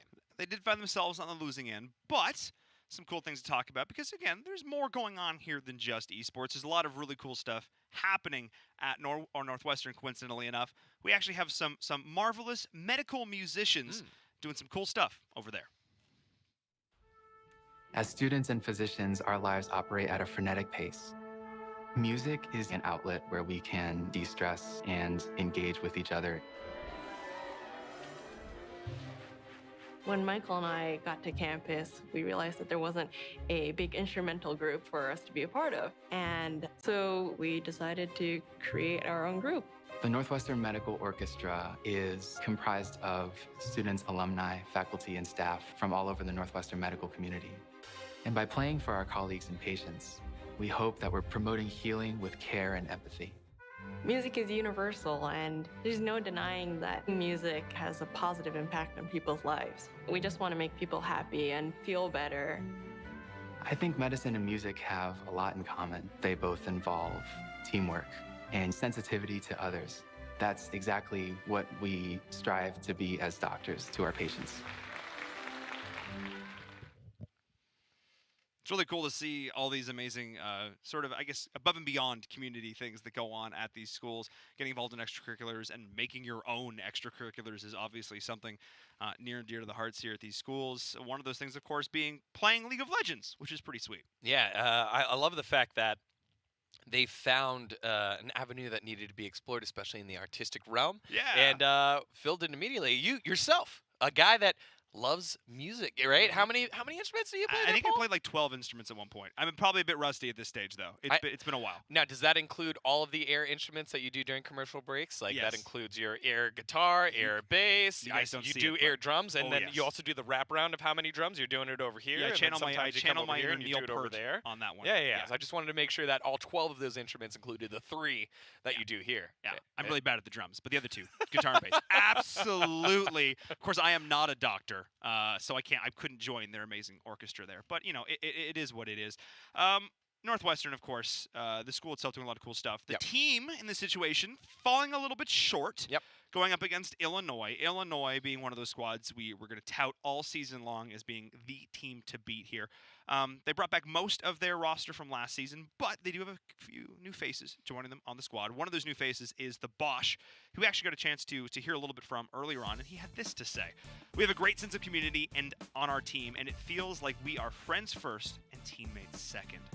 And how important is that sort of level of friendship on a team like this? Because with friendship comes trust, and trust in a game like League is so crucial. Yeah, and we touched on it a little bit with the Penn State and Michigan State match. When you're able to play at a high level, and the whole Illinois roster is relatively stacked, it's all about being able to communicate and execute upon that. And if you're able to execute several steps ahead of just normal people that are just hearing and then reacting, you already know in the gut, hey, this is what my teammate's going to do. This is what he's looking for. This is what he's trying to set up. When he's able to do that, I'm able to do my part, and everyone's able to act even faster. I'm doing my part. I love it. I love to hear it. Let's get into our second draft here for this series. That's right. Our second draft. First time around, I wouldn't have put Northwestern at such a massive disadvantage there coming out of it, but seeing how the early game played out and seeing how Xeno was just able to clinically outplay in a lot of situations, I think there has to be a little bit more of a priority there. But the matchup itself wasn't awful, but behind 30 CS at 10 minutes and behind a couple kills, how much of that is the lane matchup itself and how much of that are extraneous factors? A lot of that is the lane matchup. So I would say that when you pick a LeBlanc into a Cass has miasma. We got to see how it shut down multiple champions. And again, like what we saw earlier with a Yorick, I believe Michigan State pulled that out against Penn State. Yorick's such a weird champ to play against, and how it interacts, it's awkward. Cassiopeia, although hyper meta, the spell being rooted or grounded. Being grounded with miasma stops the way that so many champions play. It's very awkward to play against, and so I think that was just a very difficult matchup for LeBlanc to go into. I don't think that was the greatest pick here. I would like Northwestern to stay away from it and find some engage. Find some engage, because a lot of these fights, you did well, but you also saw Donald Talia miss a bunch of skills and then like finally land a hook and then get the kill. But if you would have landed the first engage on the very first moment of that, it would have been a clean 1-0, not a 1-for-1 on a 3-1 gank. You know, you don't want that when you send 3 people there, because then the opposing team, in this case, the Illini, recognize, hey, look, on the bottom side of the map, there's only one person here. We know there's 3 in the mid lane. Let's go 4-man dive them. Then they're dead. You know, so you've got to be efficient with your engages, and Northwestern need to find something to help out with that. Let's take a look at the bans. Yasuo, Draven, and Cass removed. There it is, a knee-jerk ban. On the opposite side, Silas, Urgot, and Karthus removed, so Illinois staying relatively consistent in their bans. So these are, this is identical from the last game except for the Cassiopeia. This is the only switch up here. Once again, the first pick Ezreal coming in from Northwestern. Again, a lot of these teams, and it seems like the losing teams in every situation are the team that is first picking this Ezreal, or picking it in the top 3, which is interesting here because the champ itself, you even mentioned it when we got into 9.3, how you were kind of surprised how much schools were prioritizing. Yeah, schools still prioritize Ezreal a lot because it does scale late. It allows you to play safe. However, right now the meta is Snowball. It's damage up front and Snowball. Your late game scaler comes from mid or top. Like, it's not from your AD carry very often, especially if it's not a crit AD carry that can snowball out of control. The Ezreal does not snowball out of control. That is not what Ezreal does. Ezreal kind of is like a mid-game burst, can get to late game once the double tier item stacks up. However, it takes a while to get to that point, so it's more about just dishing out damage safely, and then hopefully you can adjust around. Now into the picks and bans, there it is. Finally! Ornn! Good! Well, speaking of it, adaptation, what did you want? You wanted the Braum picked up for Illinois in the top 3. because it countered, oh, I don't know, things like an Ezreal, I don't know, things like an Ornn. Oh, what do we have over on the side of Northwestern right now? Right. Right. What I like about what Project One did here is that he got his game on Lee Sin. He got to show, hey, look, I'm proficient on this. I made plays. He did make a lot of plays on it, but now he's going to have to show off a little bit more of his champ pool because there's a much higher priority in the Lucian Braum lane. I think the Bosch and Timmy Tommy looked back at that last game and said, you know, we played well, but we didn't really carry. What is a way that we can show our ability, show the reason why we're ranked so highly? Give us a lane that's supposed to dominate. That's exactly what they've done. Ezreal now either has to like play super safe or will lose lane very hard. And so I expect a major gold lead on the bottom side of the map for the Bosch and Timmy Tommy. Yes, indeed. We're seeing the exact same set of bans coming out here once again for Illinois, denying the additional jungle pressure there. Going to be looking like forcing Northwestern once again back into that Aatrox jungle, unless we see an Ornn support or something, which is technically possible, but I think a little bit unlikely here. And then once again, more jungle denials as well coming out here for Northwestern. Yeah, and I don't mind the Aatrox jungle now because now you have secure engage. You have it with the Ornn, but because of the way that you picked a ban, you forgot. Oh, we forgot. Unbreakable Shield. Call the Forge God. Hello. Yeah. So it's hello. I feel like Illinois just kind of won this draft yet again in the first half. The Scion too. Yeah. And then Scion gets on through. You do have a Pike to kind of find engages. Yeah, you have the Bone Skewer, but it kind of feels a little thrown together on this Northwestern side, whereas Illinois not only had some solid first triple round picks, but that final pick of the first three, the Braum against the Ornn, like shuts down an Ornn. It's like what happened with the Cassiopeia, which the Cassiopeia shut down so many champions on the opposite side and the way that they work and they function. Now you're stopping the main priority of Northwestern. There are other champions that could have engaged harder. Maybe like a Sejuani could have been in there. Obviously, the J4 gets taken away, but other engaged champions, you could go into an Ashe. Ashe's priority has gone up in recent weeks because of the changes to AD carries. You could play Varus. You could use Jhin because even Jhin can hold people in place as well. You know, it's going to be a little difficult here for Northwestern again if they fall behind. And Illinois has shown they can win scrappy fights. And even in fights that they have no business getting kills, they might find one, they might find two. So when Northwestern does get the jump, Illinois will be able to mitigate some of their losses. And then when they pick the fight that they want on their terms, they ran over Northwestern. So Northwestern has to not fall behind early and then pick fights that they want. I think that was really the big difference maker in that last set was that, you know, there was a couple decent initiations, as you said, from Northwestern, but the mechanics, the raw skill that we saw coming out from Illinois allowed them to trade in situations where they just really shouldn't. The 1v1 outplay, the LeBlanc into the Lucian moment, they feel like that whole moment just summed up the entire game. It was like, this is something Northwestern felt so confident they could do.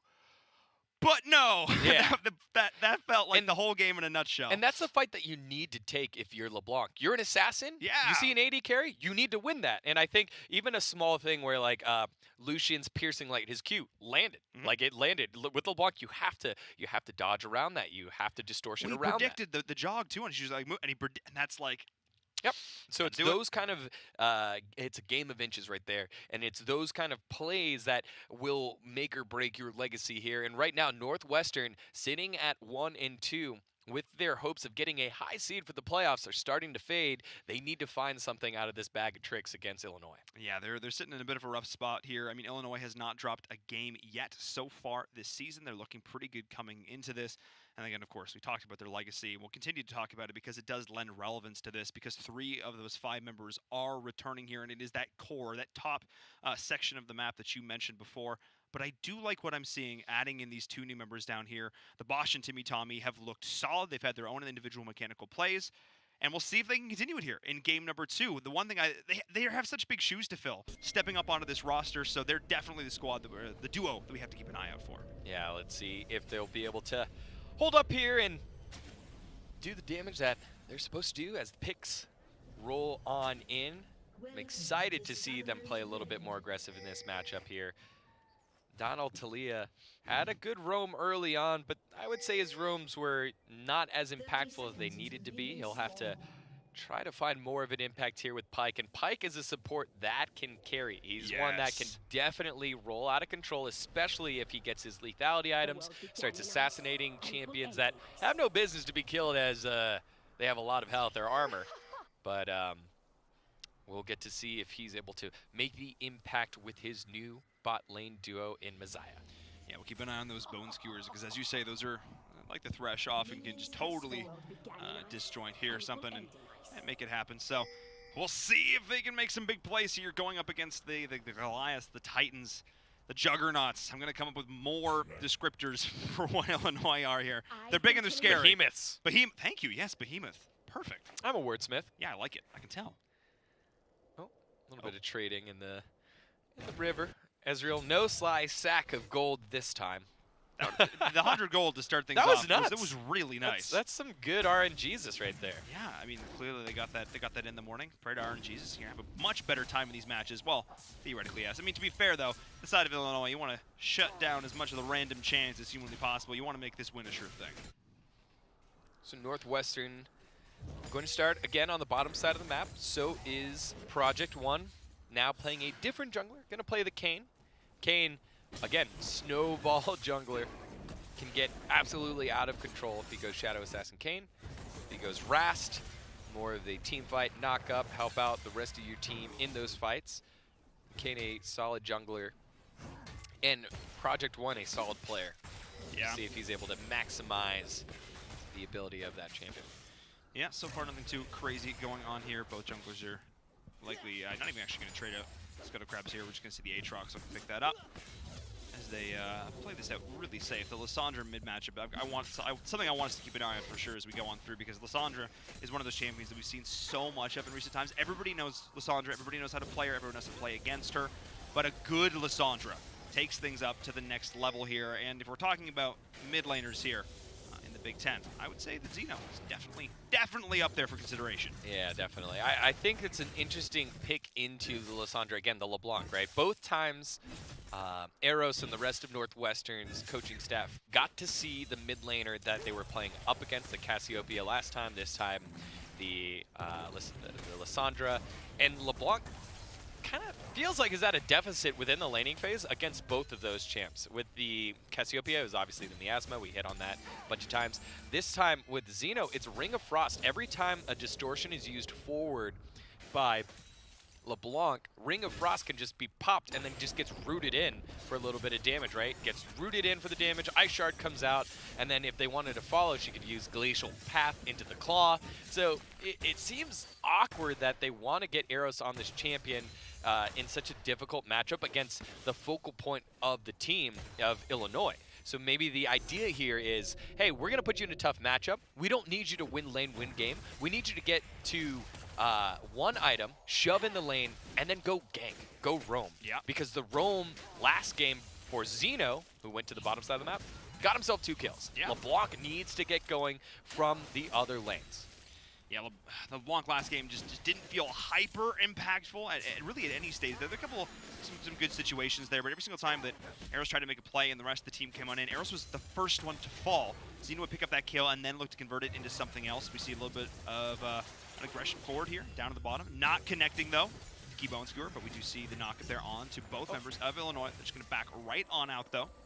So nice job there from Illinois to just peel right on back and stay out of harm's way. Yeah, first little bit of action there. Not going to be in the mid lane this time, but Light Me Up trying to focus on the bottom side of the map and make sure Donald Talia and Messiah can stay safe against this very aggressive lane. And the CS has been pretty good so far for the Northwestern side. Both guys have just been farming it up safely, and that's one of the big discrepancies you normally see in skills. It's like, how well can you farm under turret? As we follow along with Songmeister, he misses 1, he'll miss 2 there, but yeah, farm up pretty safely and take a early CS lead against the Scion. Yeah, there we go, good stuff. I like it. All right. Yeah, we're actually pretty much dead even in terms of CS so far. A few discrepancies here or there, but nothing too substantial. We see another gank attempt coming out down at the bottom. Nice flash to try and escape. Donatelli's going to be able to pull him right back on in. There's the first blood going through. There's the rotation they were looking to get.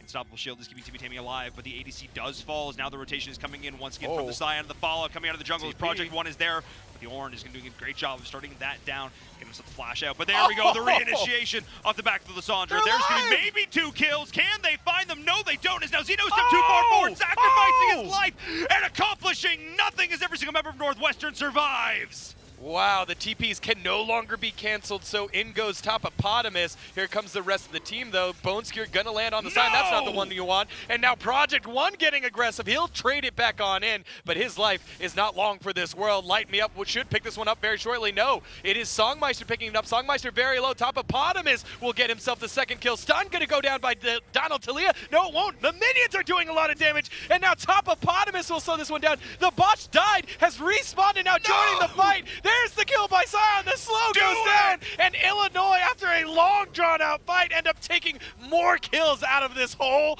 endeavor on the bottom side. Take a breath, Degon. Woo! Take a breath. We literally saw champions die, respawn, come back in, walk to lane, and get kills. Let's watch this again. Because, oh my, this was TP craziness right here, Degon. Yeah, so the TP comes in, nice knock up by Ornn to start things off by Songmeister, and you're thinking, okay, that's it. Oh, wow, great flash forward, Ring of Frost holding 2 in place, and Xeno sells out for that kill. Instead, dies. I thought the turret was going to kill Tommy right there. Instead, he's very low, has to go down because the Ornn rotates over. We speed this up, and Donald Talia hooks the wrong one. Project One realizes, I'm pretty dead, I'm going to leave. Right here. Just run away, Illinois. Just run away. You should be good. No. Nice knock up there. Will slow down the Ornn. Donald Talia trying to get one more. Songmeister missing the knock up, and Light Me Up's Darkened Blade hadn't been finished yet, so no knock up there. And then Donald Talia getting himself in a world of hurt, and all the while the Bosch finally getting to rejoin. There's the kill, and it was a ton expended on the bottom side of the map. Lots of action early on here in this Big Ten clash in Game 2 between Northwestern and University of Illinois. No HP. And no there's a kill in the mana. mid lane. No problem, says first Northwestern and then Oh. Illinois as more fights break in here in the mid. Arrows going to be the target. Project One is trying to get in the back. Beautiful kiting though, beautiful aggro juggling going on in. He's gone way too far. Arrows with the outplays, taking it out of Xenos' book right there. Illinois looking a little bit over aggressive, a little bit over confident here in game number 2. So that all started with Timmy Tommy very, very low, was ignited too, so Eros thought he had the kill on Braum, didn't spend another auto attack. There at the end, Donald Talia almost bone-skewered Eros to death. He brought Project One even closer to the LeBlanc. Picked up a kill there. Back and forth we go. This is the kind of fight that Northwestern wants. Fight on your own terms. Keep the tempo going and make Illinois be the one on the back foot. And so Northwestern now starting to get a little bit of gold back in their coffers. You look at where the kills are distributed to and what items that they have.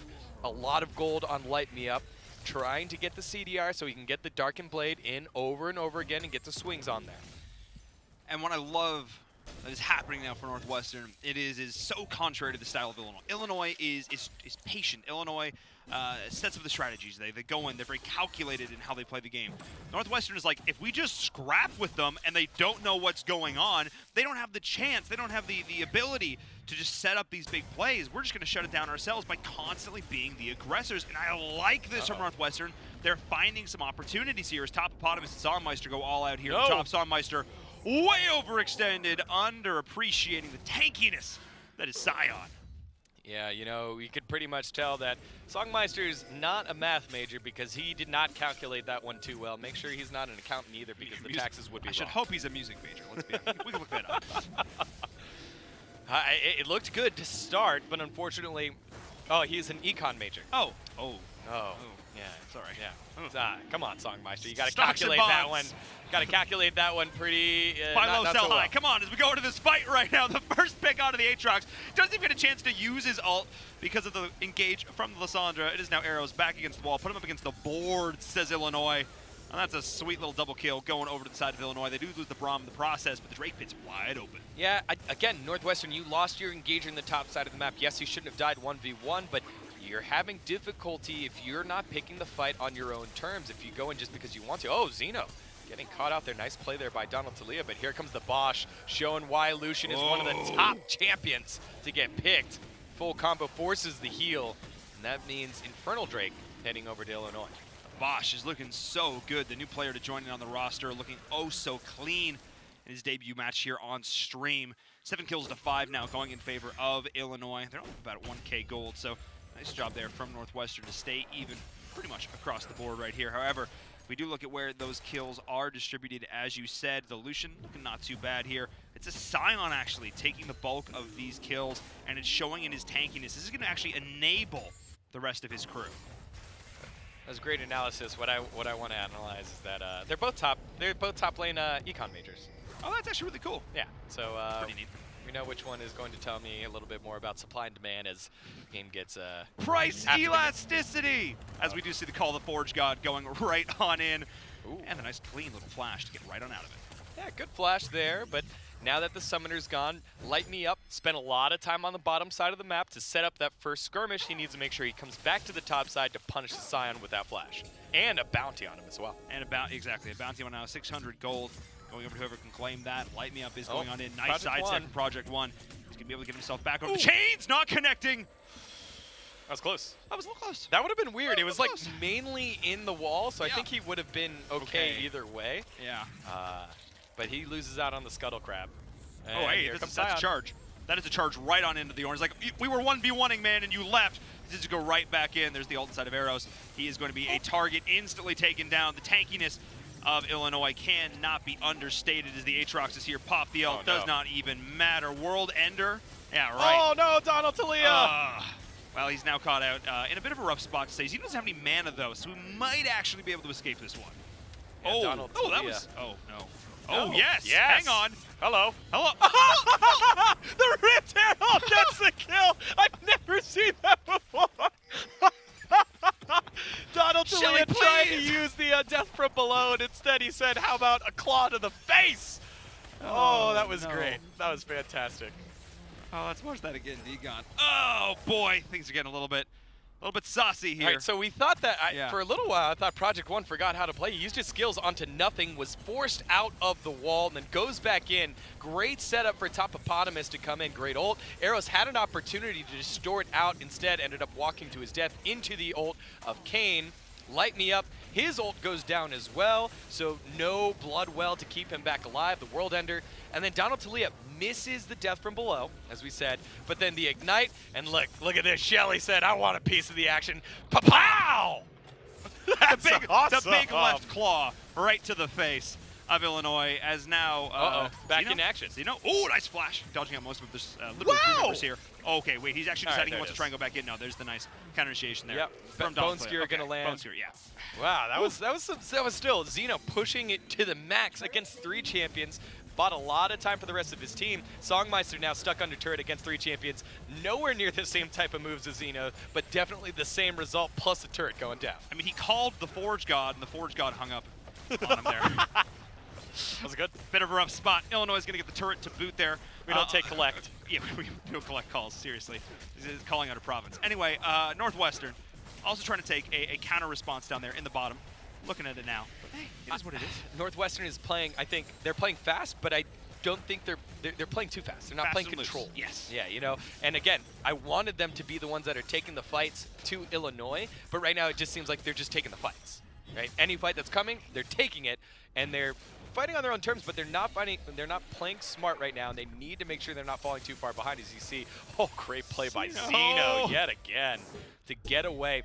Again, you didn't want to see Donald Talia didn't want to bone skewer him backwards towards the turret, and so he held onto it, and Xeno just clawed his way out of there. Smooth moves there from the Frost Queen. Smooth sailing indeed. Not doing so much damage. Can split push and wave clear so fast here now. So we'll keep an eye on that as the macro game does progress, because when we talked to Northwestern in that interview earlier, and I spoke to Xeno, we said one of the areas that we really got to play was in our macro, and that's something we really want to focus on. Northwestern is obviously making it a little bit tougher with the sheer amount of fights that have been going on, but I like throughout how all of this, Illinois is keeping an eye on that macro play. Nice play there, though, with the Braum, making sure he's putting himself into harm's way. The big unbreakable shield is there. As all 4 members look to try and break on here from Northwestern. Will this be a bit of a fight? They want to try and set something up. They realize they're getting a little bit far behind. They need to make a play. Yeah, and it's more about setting up the vision 20 seconds before Dragon spawns. I still think that's a little late to set it up. Usually you want to set it up about a minute beforehand because wards last 2 minutes. However, you know, if you're able to get down there, brute force it up, you realize Scion's on the top side of the map. There is no TP from Songmeister, so he has to come down to the bottom side and join the team. However, they're starting to pile up for the Scion that will just run on through, and there he goes. Call the Forge God goes in. The blue team did actually end up picking up the Dragon through all of that. World Ender is already popped. The res is going on through so much damage from Illinois. He'll pick up that kill as well. So that's 2 deaths for Northwestern. He did pick up a Drake, but I'm not sure that was worth. Yeah, Infernal Drake, maybe worth 1 death. 2 deaths, a little bit of a push and the there. turret for good measure. Yeah. There weren't a lot of plays there. I think you just have to play that fight a little bit better, recognizing that Topopotamus is going to TP on over. But, man, they're getting value out of this Rift Herald. Not only a couple of turrets and a couple kills. Shelly herself got the kill earlier, and might be 3 turrets here because there doesn't seem to be an answer in terms of wave clear for Northwestern. That's what I was mentioning before. There's so much good wave clear at this stage for Illinois. It looks like they will try and pick up this inhib turret as well. Going on in, trying to bring him back in though. Underneath those key structures, going a little bit too far there is Project One. However, the inhib has taken a lot of damage. Nice little counter the play there from Northwestern. Yeah, a little bit of counterplay against the Kane, but they lost so much on that, not only in terms of gold, but in structures and map pressure as well. Illinois, with no structures impeding them towards Northwestern's base, they can just walk right on into Northwestern side of the map. It's no longer Northwestern side of the map. It's a side of the map that's closest Northwestern, owned by Illinois. That's true. They've been doing such a good job of, well, traditionally been doing a pretty good job of keeping the vision. It's actually a little bit lacking right now. I imagine they're going to look to reset that up, preparing for their next set of pushes right here. The Bosch is already starting to hit oh so hard. Again, multiple threat generation, something Illinois seems to have gotten down as well. It's pretty common we're seeing here. The team that's able to generate more points of contention is the one that's coming out ahead in these fights. The Scion, traditionally only known for that being that big tanky frontline, is actually been doing a pretty good job himself setting up with these big stuns and allowing his team to follow up and capitalize. A lot of action early on. Now a little bit of a lull. No major objectives. No Baron up on the map yet. Rift Herald already used in a big gaping hole down the middle of Northwestern's Northwestern's steal there, like, yep. map. Yeah, a little bit. So I think now it's about vision game. This is where Northwestern needs to find a fight, and that's what they need to do to Illinois. But instead, it looks like he's totally gonna live. Xeno found arrows.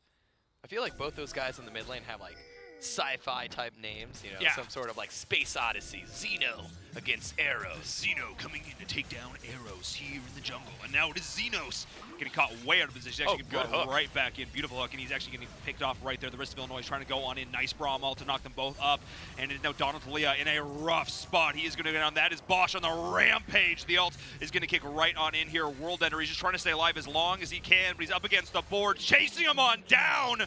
Nice play from the Lucian. Double kill going over the way of Illinois. Yeah, the rest of the team not there, and that's what happens, right? Again, Illinois just able to walk right on into Northwestern side of the jungle.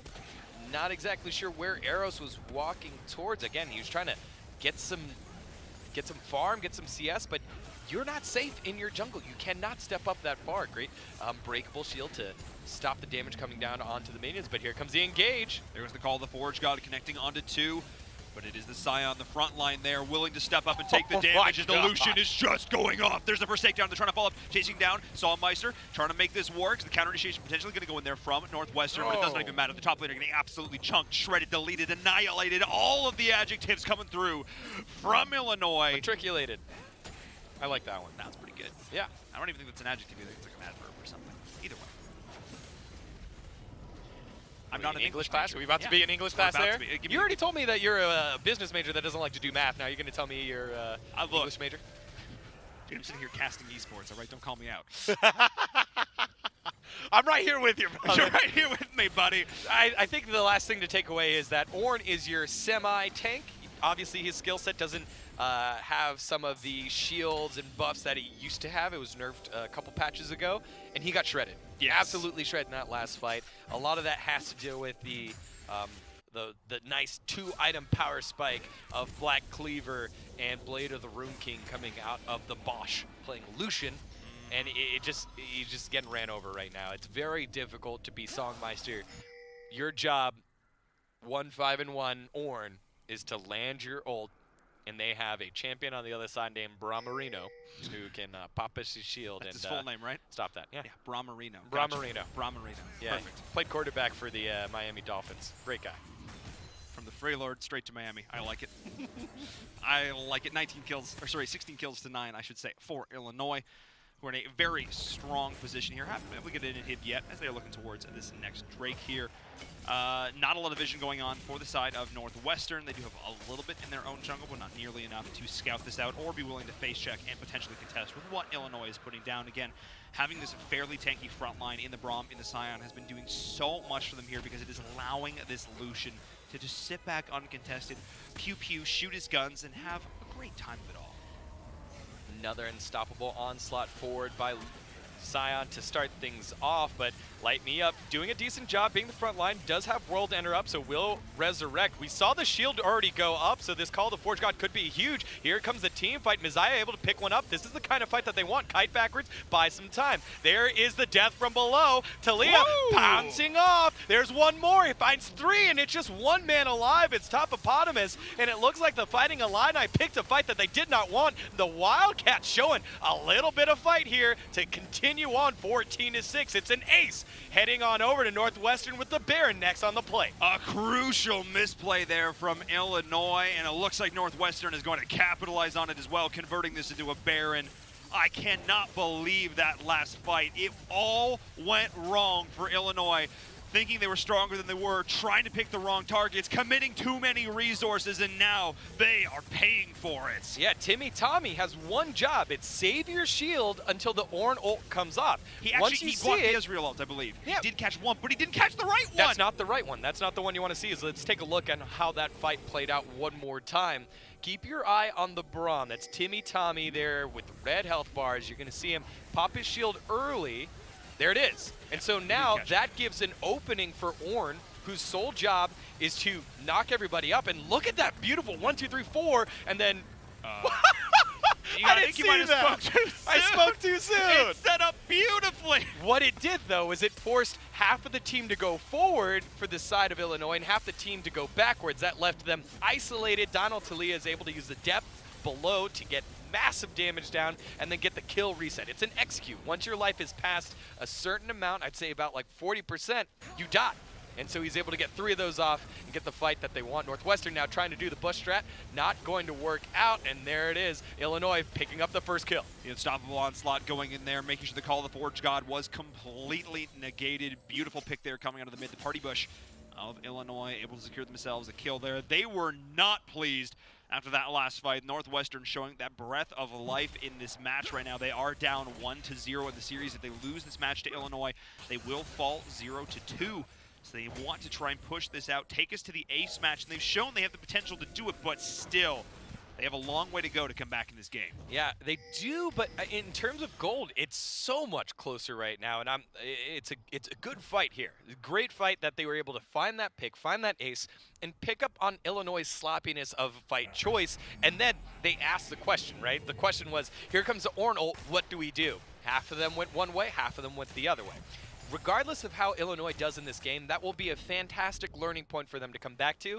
And for Northwestern, this is how they need to play. They need to fight on their own terms. This is also why you pick an Ezreal. Messiah, the rookie for the team, did a fantastic job kiting backwards, buying time for the rest of the team to get in there, and dodged a lot of skills coming out of Xeno and of Project One. After he was able to kite away, they're able to get to the point that we're at now, and it's just 300 gold lead, minuscule at this point in the game. Minuscule at this point as we're starting to head towards the late game now. We're pretty much entered the late game at this stage. Everybody's starting to get a few items online. And we are starting to now reach the point of critical mass where we can start to see some one-shot potential coming out. There are a lot of champs here that can look, they can line up a couple skills.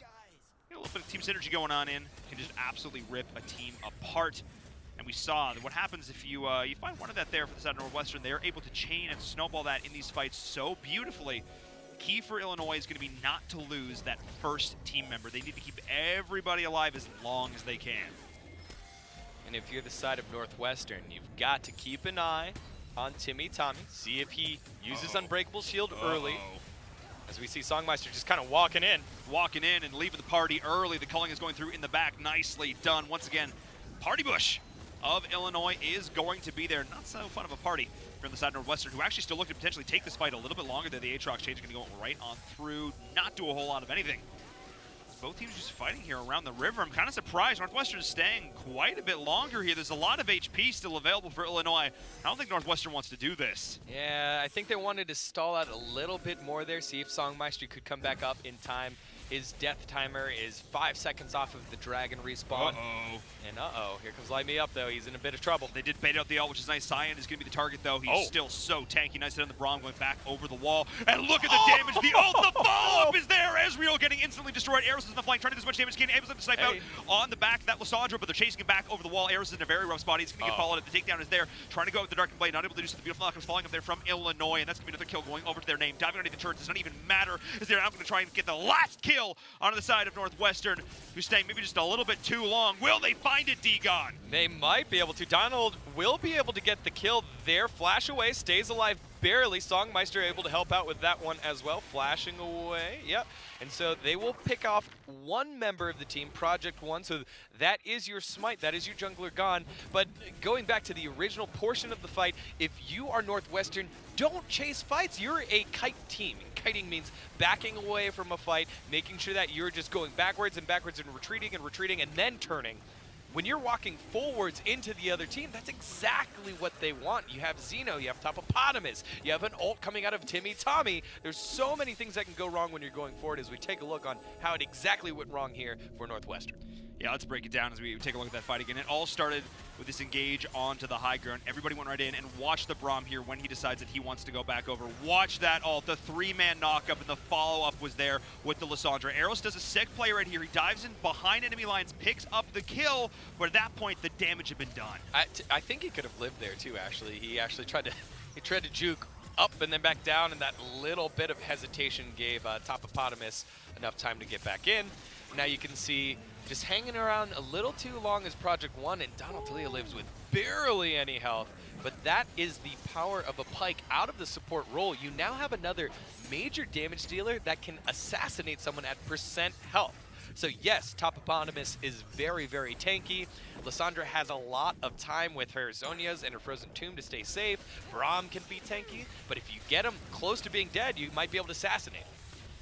Keep an eye on that for sure. The Bone Skewers have been huge so far in helping to leverage the kills that they have. I was going to say few kills, but no, 16 kills they've been able to get here, so quite a bit of that has been coming off the back of this more aggressive support choice. I really like that here as we are seeing a fight potentially breaking out. Eros is going in, trying to bid a few ults. As for all the Forge God goes in, is getting absolutely tanked up by the Braum. The culling is going through, but is going down to the Ornn, the tanky target for the side of Northwestern as the fight is still going on here in the river. Topopotamus is taking so much damage, and now we see the Bosch going on in from the flank. The follow-up there as well from Project One in the back. All the health bars of Northwestern are getting so low. Illinois with all 5 members still alive, and Northwestern, their dreams in shambles. Yeah, Eros and the rest of the boys got caught in a split fight. It was a good idea of an engage, but a fantastic flash with the Unbreakable Shield up at the very end by Timmy Tommy to prevent the rest of his team from getting knocked up.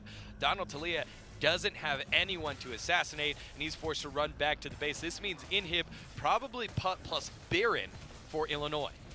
They're going to make sure they secure this inhib, get the major map objective. Well, secure that they can then go on to take the major map objective, keep that pressure on. Let's take another look at this fight, though, again, D-Gon. Yeah, this fight was fought on 2 fronts. Here on the bottom side of the map, you had 3 members of Northwestern, Light Me Up, Songmeister, and the AD carry, Messiah. And then on the top side of the map, Eros was all alone with Project One. You see Project One just kind of wreaking havoc. Donald Talia doesn't know which side to go to. He's trying to help out his mid laner. And Light Me Up bought so much time, but then once going forward, Xenos deals a ton of damage to the major tank here for Northwestern. And after that, the Bosch is able to move on forward without being inhibited and just taking care of business from there on out. Eros nowhere to go, and that split fight type fight is what Project One and the rest of Illinois wants. You gotta kite backwards if you're Northwestern and be on the same page. They are not on the same page. They don't want to fight 2 fights. You want to give your assassin an opportunity to blow someone up. And right now at 2, 4, and 7, Eros again not getting the job done in that mid lane. He needs to continue to farm up, and they are still in this game. They're only down 4,000 gold at a 30-minute point. That's not huge, but not the impact that they wanted out of their mid laners so far. A lot of props right now to Messiah and Donald Talia keeping Northwestern in this game, but again, you just look at the top lane. Topopotamus taking care of business, and Xeno, although 4, 5, and 14, like has died 5 times, like so much time building and annoyance so that the Bosch and Timmy Tommy can take care of business. Well, they've been doing just that, and while we were watching the replay, the side of Illinois was actually able to pick up the Baron as well, as you predicted. So they're going to have these Baron and Bard minions pushing in here as well. Which means Northwestern, yeah, as you said, despite the fantastic play Don Flea and crew putting out there in the bottom, this is the rough one to deal with at this point, pushing in everything that Illinois has at their disposal right now. The tanks have been doing such a fantastic job of being that frontliner for the squad, allowing the key damage dealers in the back to go on through. Beautiful block there with the Unbreakable Shield. Call the Forge God again. At this point, they didn't even have the chance to hang up. The line just went dead. Yeah, Timmy Tommy using the shield backwards so that you can stop the first call. The first call. No return call. And we saw earlier by Northwestern how difficult they had a time of wave clear before Baron empowered minions. Now it's even worse, and here they come not only from the bottom side of the map, but from mid lane as well. The inhib is not long for this world. It's actually gone from this world for another 4 minutes, and now the turrets are on the menu. Illinois looking for the fight. So much HP on the side, and there's the initiation, though. The counter initiation from the Braum, nicely done in the back. Going on in, going to try and pop the ult, bring him back underneath the fountain. Timmy Tommy still being such a threat here in the front. The Lucian is being able to just go off unchecked. World Ender being completely negated. More Nexus turrets are falling. More members of Northwestern are falling. There's the Bosch, he got hooked. In. Nicely done, though, the hook. Trying to get some counter kills going in there. Zeno popping the Zonias, trying to stay alive, surviving through this a little bit longer. Donatalia trying to find the execution. Can't make it happen. They're actually trying to take down the Nexus through all of his top opponents. Is actually trying to solo it out right now, but he hits like a wet noodle. Can't do much right now, and that is going to be the hold. So most likely here for Northwestern. Can they do it? A couple more. They need to take down top of bottom, and yes, they do. Wait, he's going to go into rage. Oh no, he already did. Yeah, all right, they held him. Okay. Minions! Minions! Either way, Illinois takes massive control of this game. No Nexus turrets, but the minions are still there. Arrows doesn't clear minions very well. It's very low, the Nexus! Oh boy, sitting at 350 health, and there's still super minions barreling down in. Again, we've talked about the wave clear woes of Northwestern, the Wildcats struggling. But it does look like they have it under control, and because they do, let's take a look at how all of this unfolded. Again, the ult already been used by Ornn. That's your go button. It's been removed. Now it's just like a uh-oh button. And rightfully so, they back up. This is what you want to do. You want to kite. However, you're running out of places to kite to, so Donatalia gets a nice hook there onto the tank, and then good pop-up here, so you're like, hey, we'll deal damage here. Frozen Tomb prevents a lot of the damage on the backside. Arrow's forced to back off because of Kane. Kane goes deep, Project One doing a lot of damage, and then Messiah stepping up a little bit too far. That's a lot of your damage there gone. So you think, okay, that's it, but great bone skewer on the Bosch, and then another great play by Zeno, this time holding Zonia so that he didn't get killed. Hook back into the fight means the flash was forced out of Zeno, and then it was just a race here. More auto attacks, maybe? The health was so close. And then Timmy Tommy, you can see he wanted to leave. He wanted so bad. He wanted to leave so bad, and Top of Bottoms just said, no, come here, help me hit this thing.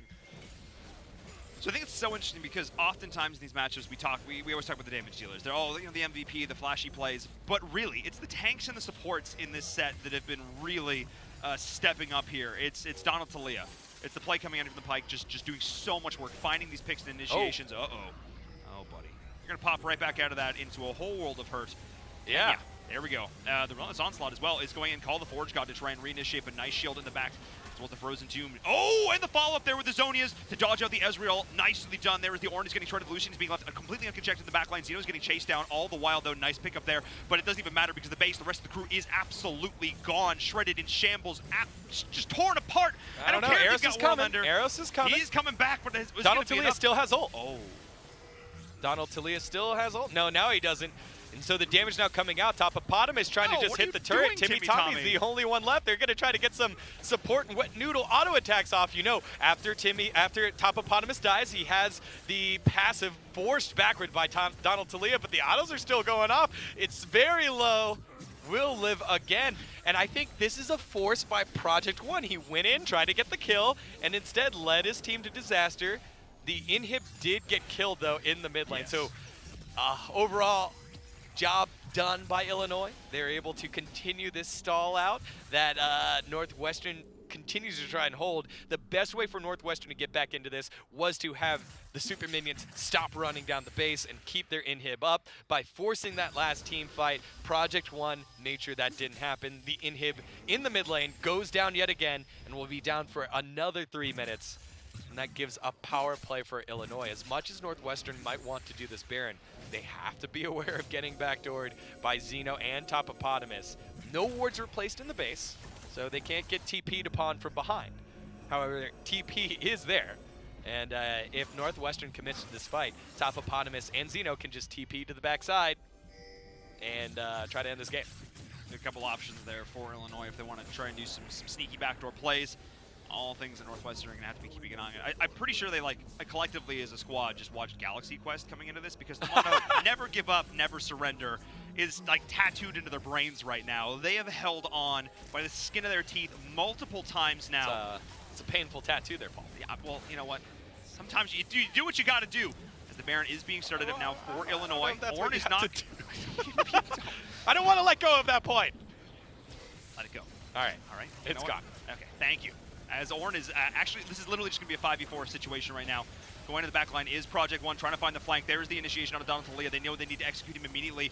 He's going to be looking to respawn through all this. Zeno's Tommy taking a lot of damage. Zeno as well. There's 2 kills. This is Aatrox just going off. There's the late call. The Forge God going to try and follow up onto it. Nice flash from Zeno, but he's not going to get himself out. That's a lot of kills. Only 1 member alive, and it's the tank here for Illinois. What a disastrous fight from them, but minions are pushing in. Oh, Sion's gonna TP and try to get to the backside. Wow!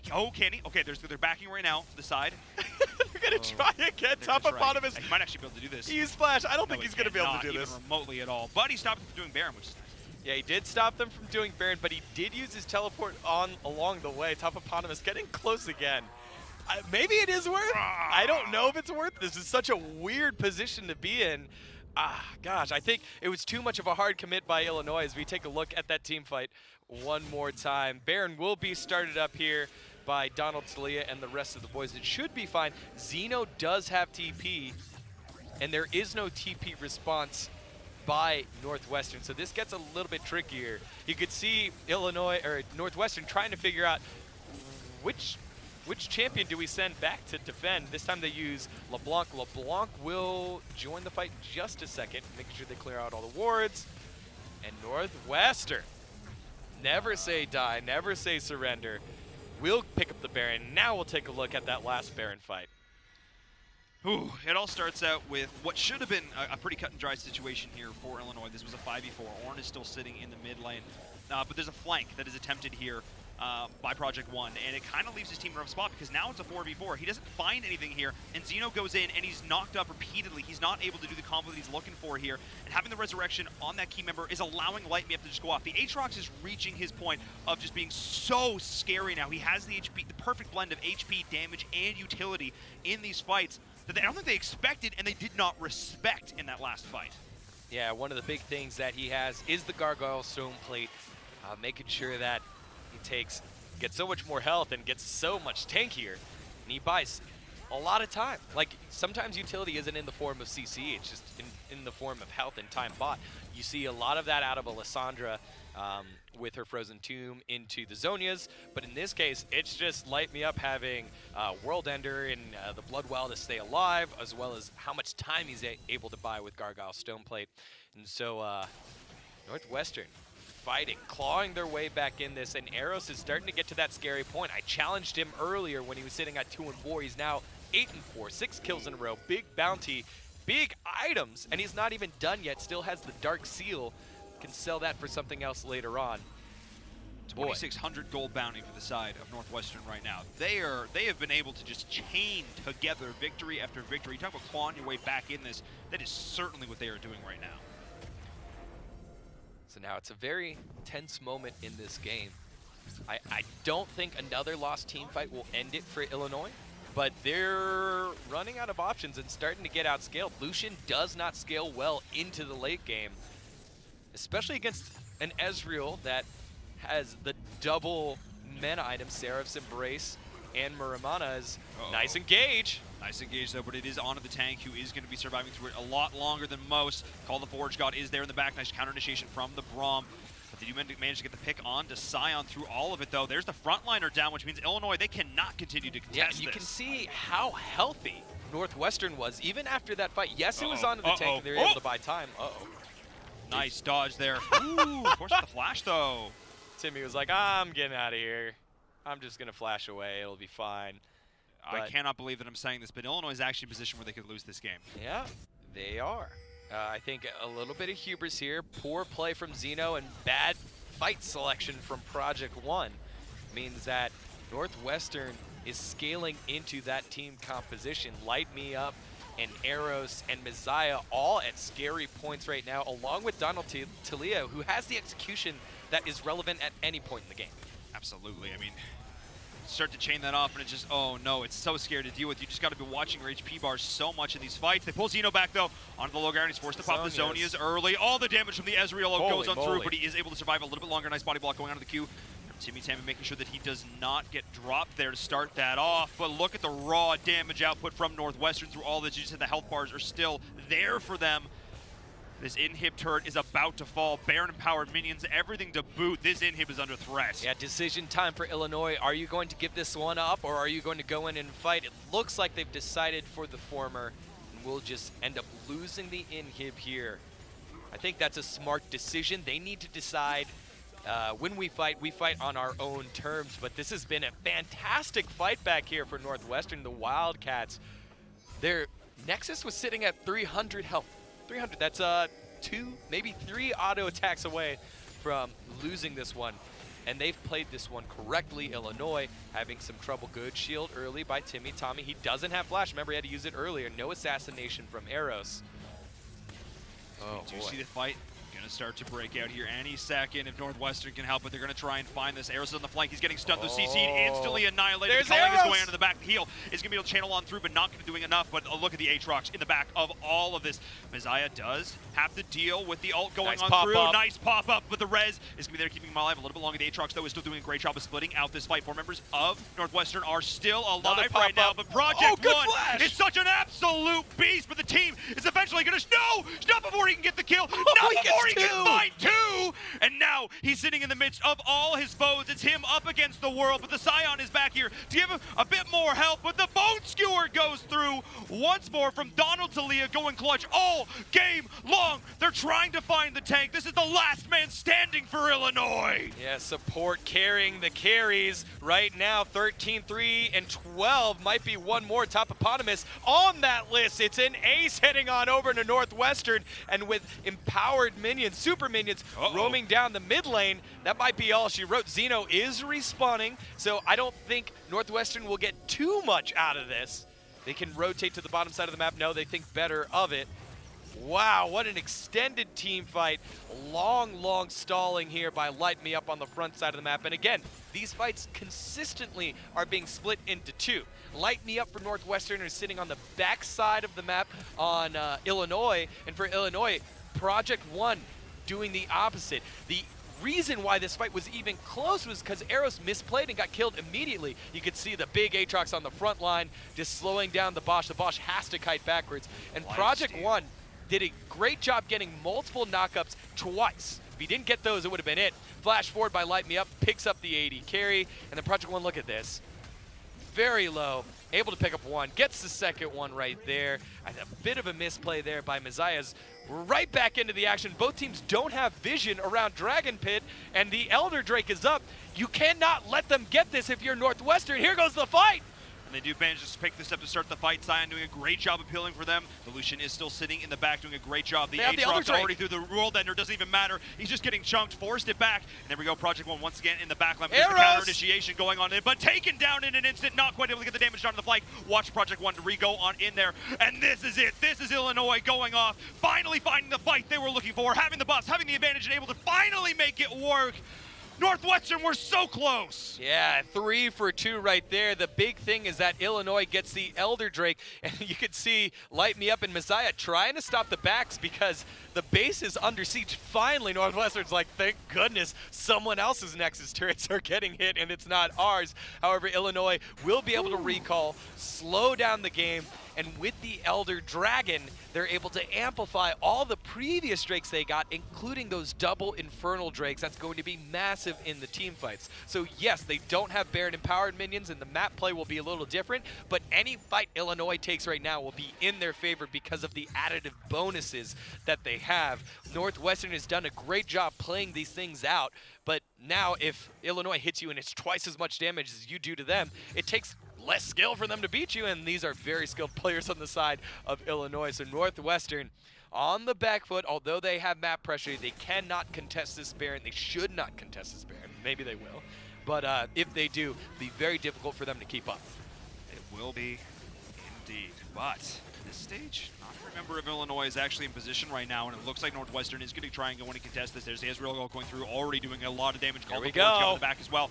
Preemptively trying to block that out, and it is going to be Illinois picking up the Baron here, but a lot of members of Northwestern are pushing in, and not a lot of HP to work with here on the side of Illinois. There's the re-initiation over the back of the wall there, trying to survive through all of it. The Zoni is a great job, though, with the Frozen Tomb is keeping them in this. They all walked into the damage from the Lysandra, and now they're trying to pull Topopotamus right back in, but he's got so much HP, so much beefiness, he does not care. Project One was the only one to fall, trading a 2-for-1. Yeah, and that's definitely a trade that Illinois wants. You can give up one guy, but now not only do you have Elder Dragon should be wearing off very shortly, but now you have map pressure yet again against a team that has no Nexus turrets and struggles with wave clear. And with Arrows already down, Light Me Up, that's your big frontliner if you're Northwestern. That's down too. It's going to be very difficult for Northwestern, the Wildcats, to hold on to their base. Illinois, there was a moment in this match they looked like they might throw it all away, trying to get saucy, trying to go in and dive onto the core, and it looked like it might, not pay off for them here,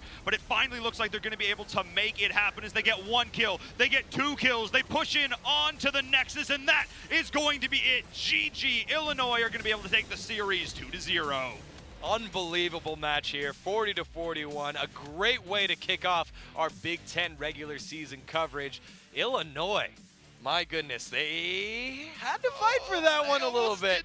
I'm loving the fact that Northwestern, though, showed some great guile against a juggernaut of a team, especially in the face of 300 health. That's all that was left. It would have been so easy for any other team to just kind of fall apart, but they did a fantastic job fighting back. And then again, making their own opportunities, and unfortunately there at the end, making their own demise by overstaying and not being able to complete the fights that they wanted and then get out. I think a lot of that was moments of brilliance from both teams. Northwestern, again, you said, in the face of what looked like certain defeat, they managed to rally. They managed to recover. They stayed composed under pressure, and they almost pulled it back, hanging on barely. Nails, just the fingernails on the edge of the cliff was Illinois. But they were able to hold on, able to take a few key fights, able to identify where things were going wrong for them in the fights, and it was in the end of it was all about the split. It was the Aatrox, and it was just the space created from that. Yeah. So, I need to take a breath after that game personally. Let's just let's watch some highlights. All right, let's just watch them. I don't want to say anything. But I will, because the Braum did a fantastic job making that space that you were talking about. And this was key here. Eros getting that kill and then realizing, hey, look, I can get to the back line if I just kind of hide for a little bit and don't go in first. And then from there, Northwestern took back a large portion, but this was great 1v3 play here. Again, look at this lineup. Picks up 1 kill and then gets a knockup right there. Messiah, he's going to want that one back when they review the VODs. If that play does not happen, Northwestern wins and forces a 1-1. Then here, this split fight was so crazy. Zeno trying to get in and does get in. We thought this was when it was over. Arrows, one last little auto attack. Boop. There it goes. Double kill heading on over. And then the Drake, again, Arrows getting locked down. This was great adjustment by Zeno, making sure he held on to the Frozen Tomb. As soon as Arrows went in, Arrows, the most fed member on his team. If he gets shut down, everything falls apart. Yep. So does the base and everything else. You can see finally Illinois taking the victory here, 40-40, 40-41 here. I think there's one more kill there. There it is. At 47 minutes, and a hard-fought victory for the 4th best team in the country last year, now trying to work their ways back to the top. Well, we have Zeno here on the line. We'll look to the right. Zeno on the line here. After that win, closer than I think maybe you were expecting there in game number 2. What was going through your minds when you went in repeatedly out of the Nexus, you weren't able to make it work, and then they forced you back all the way to your own inhib?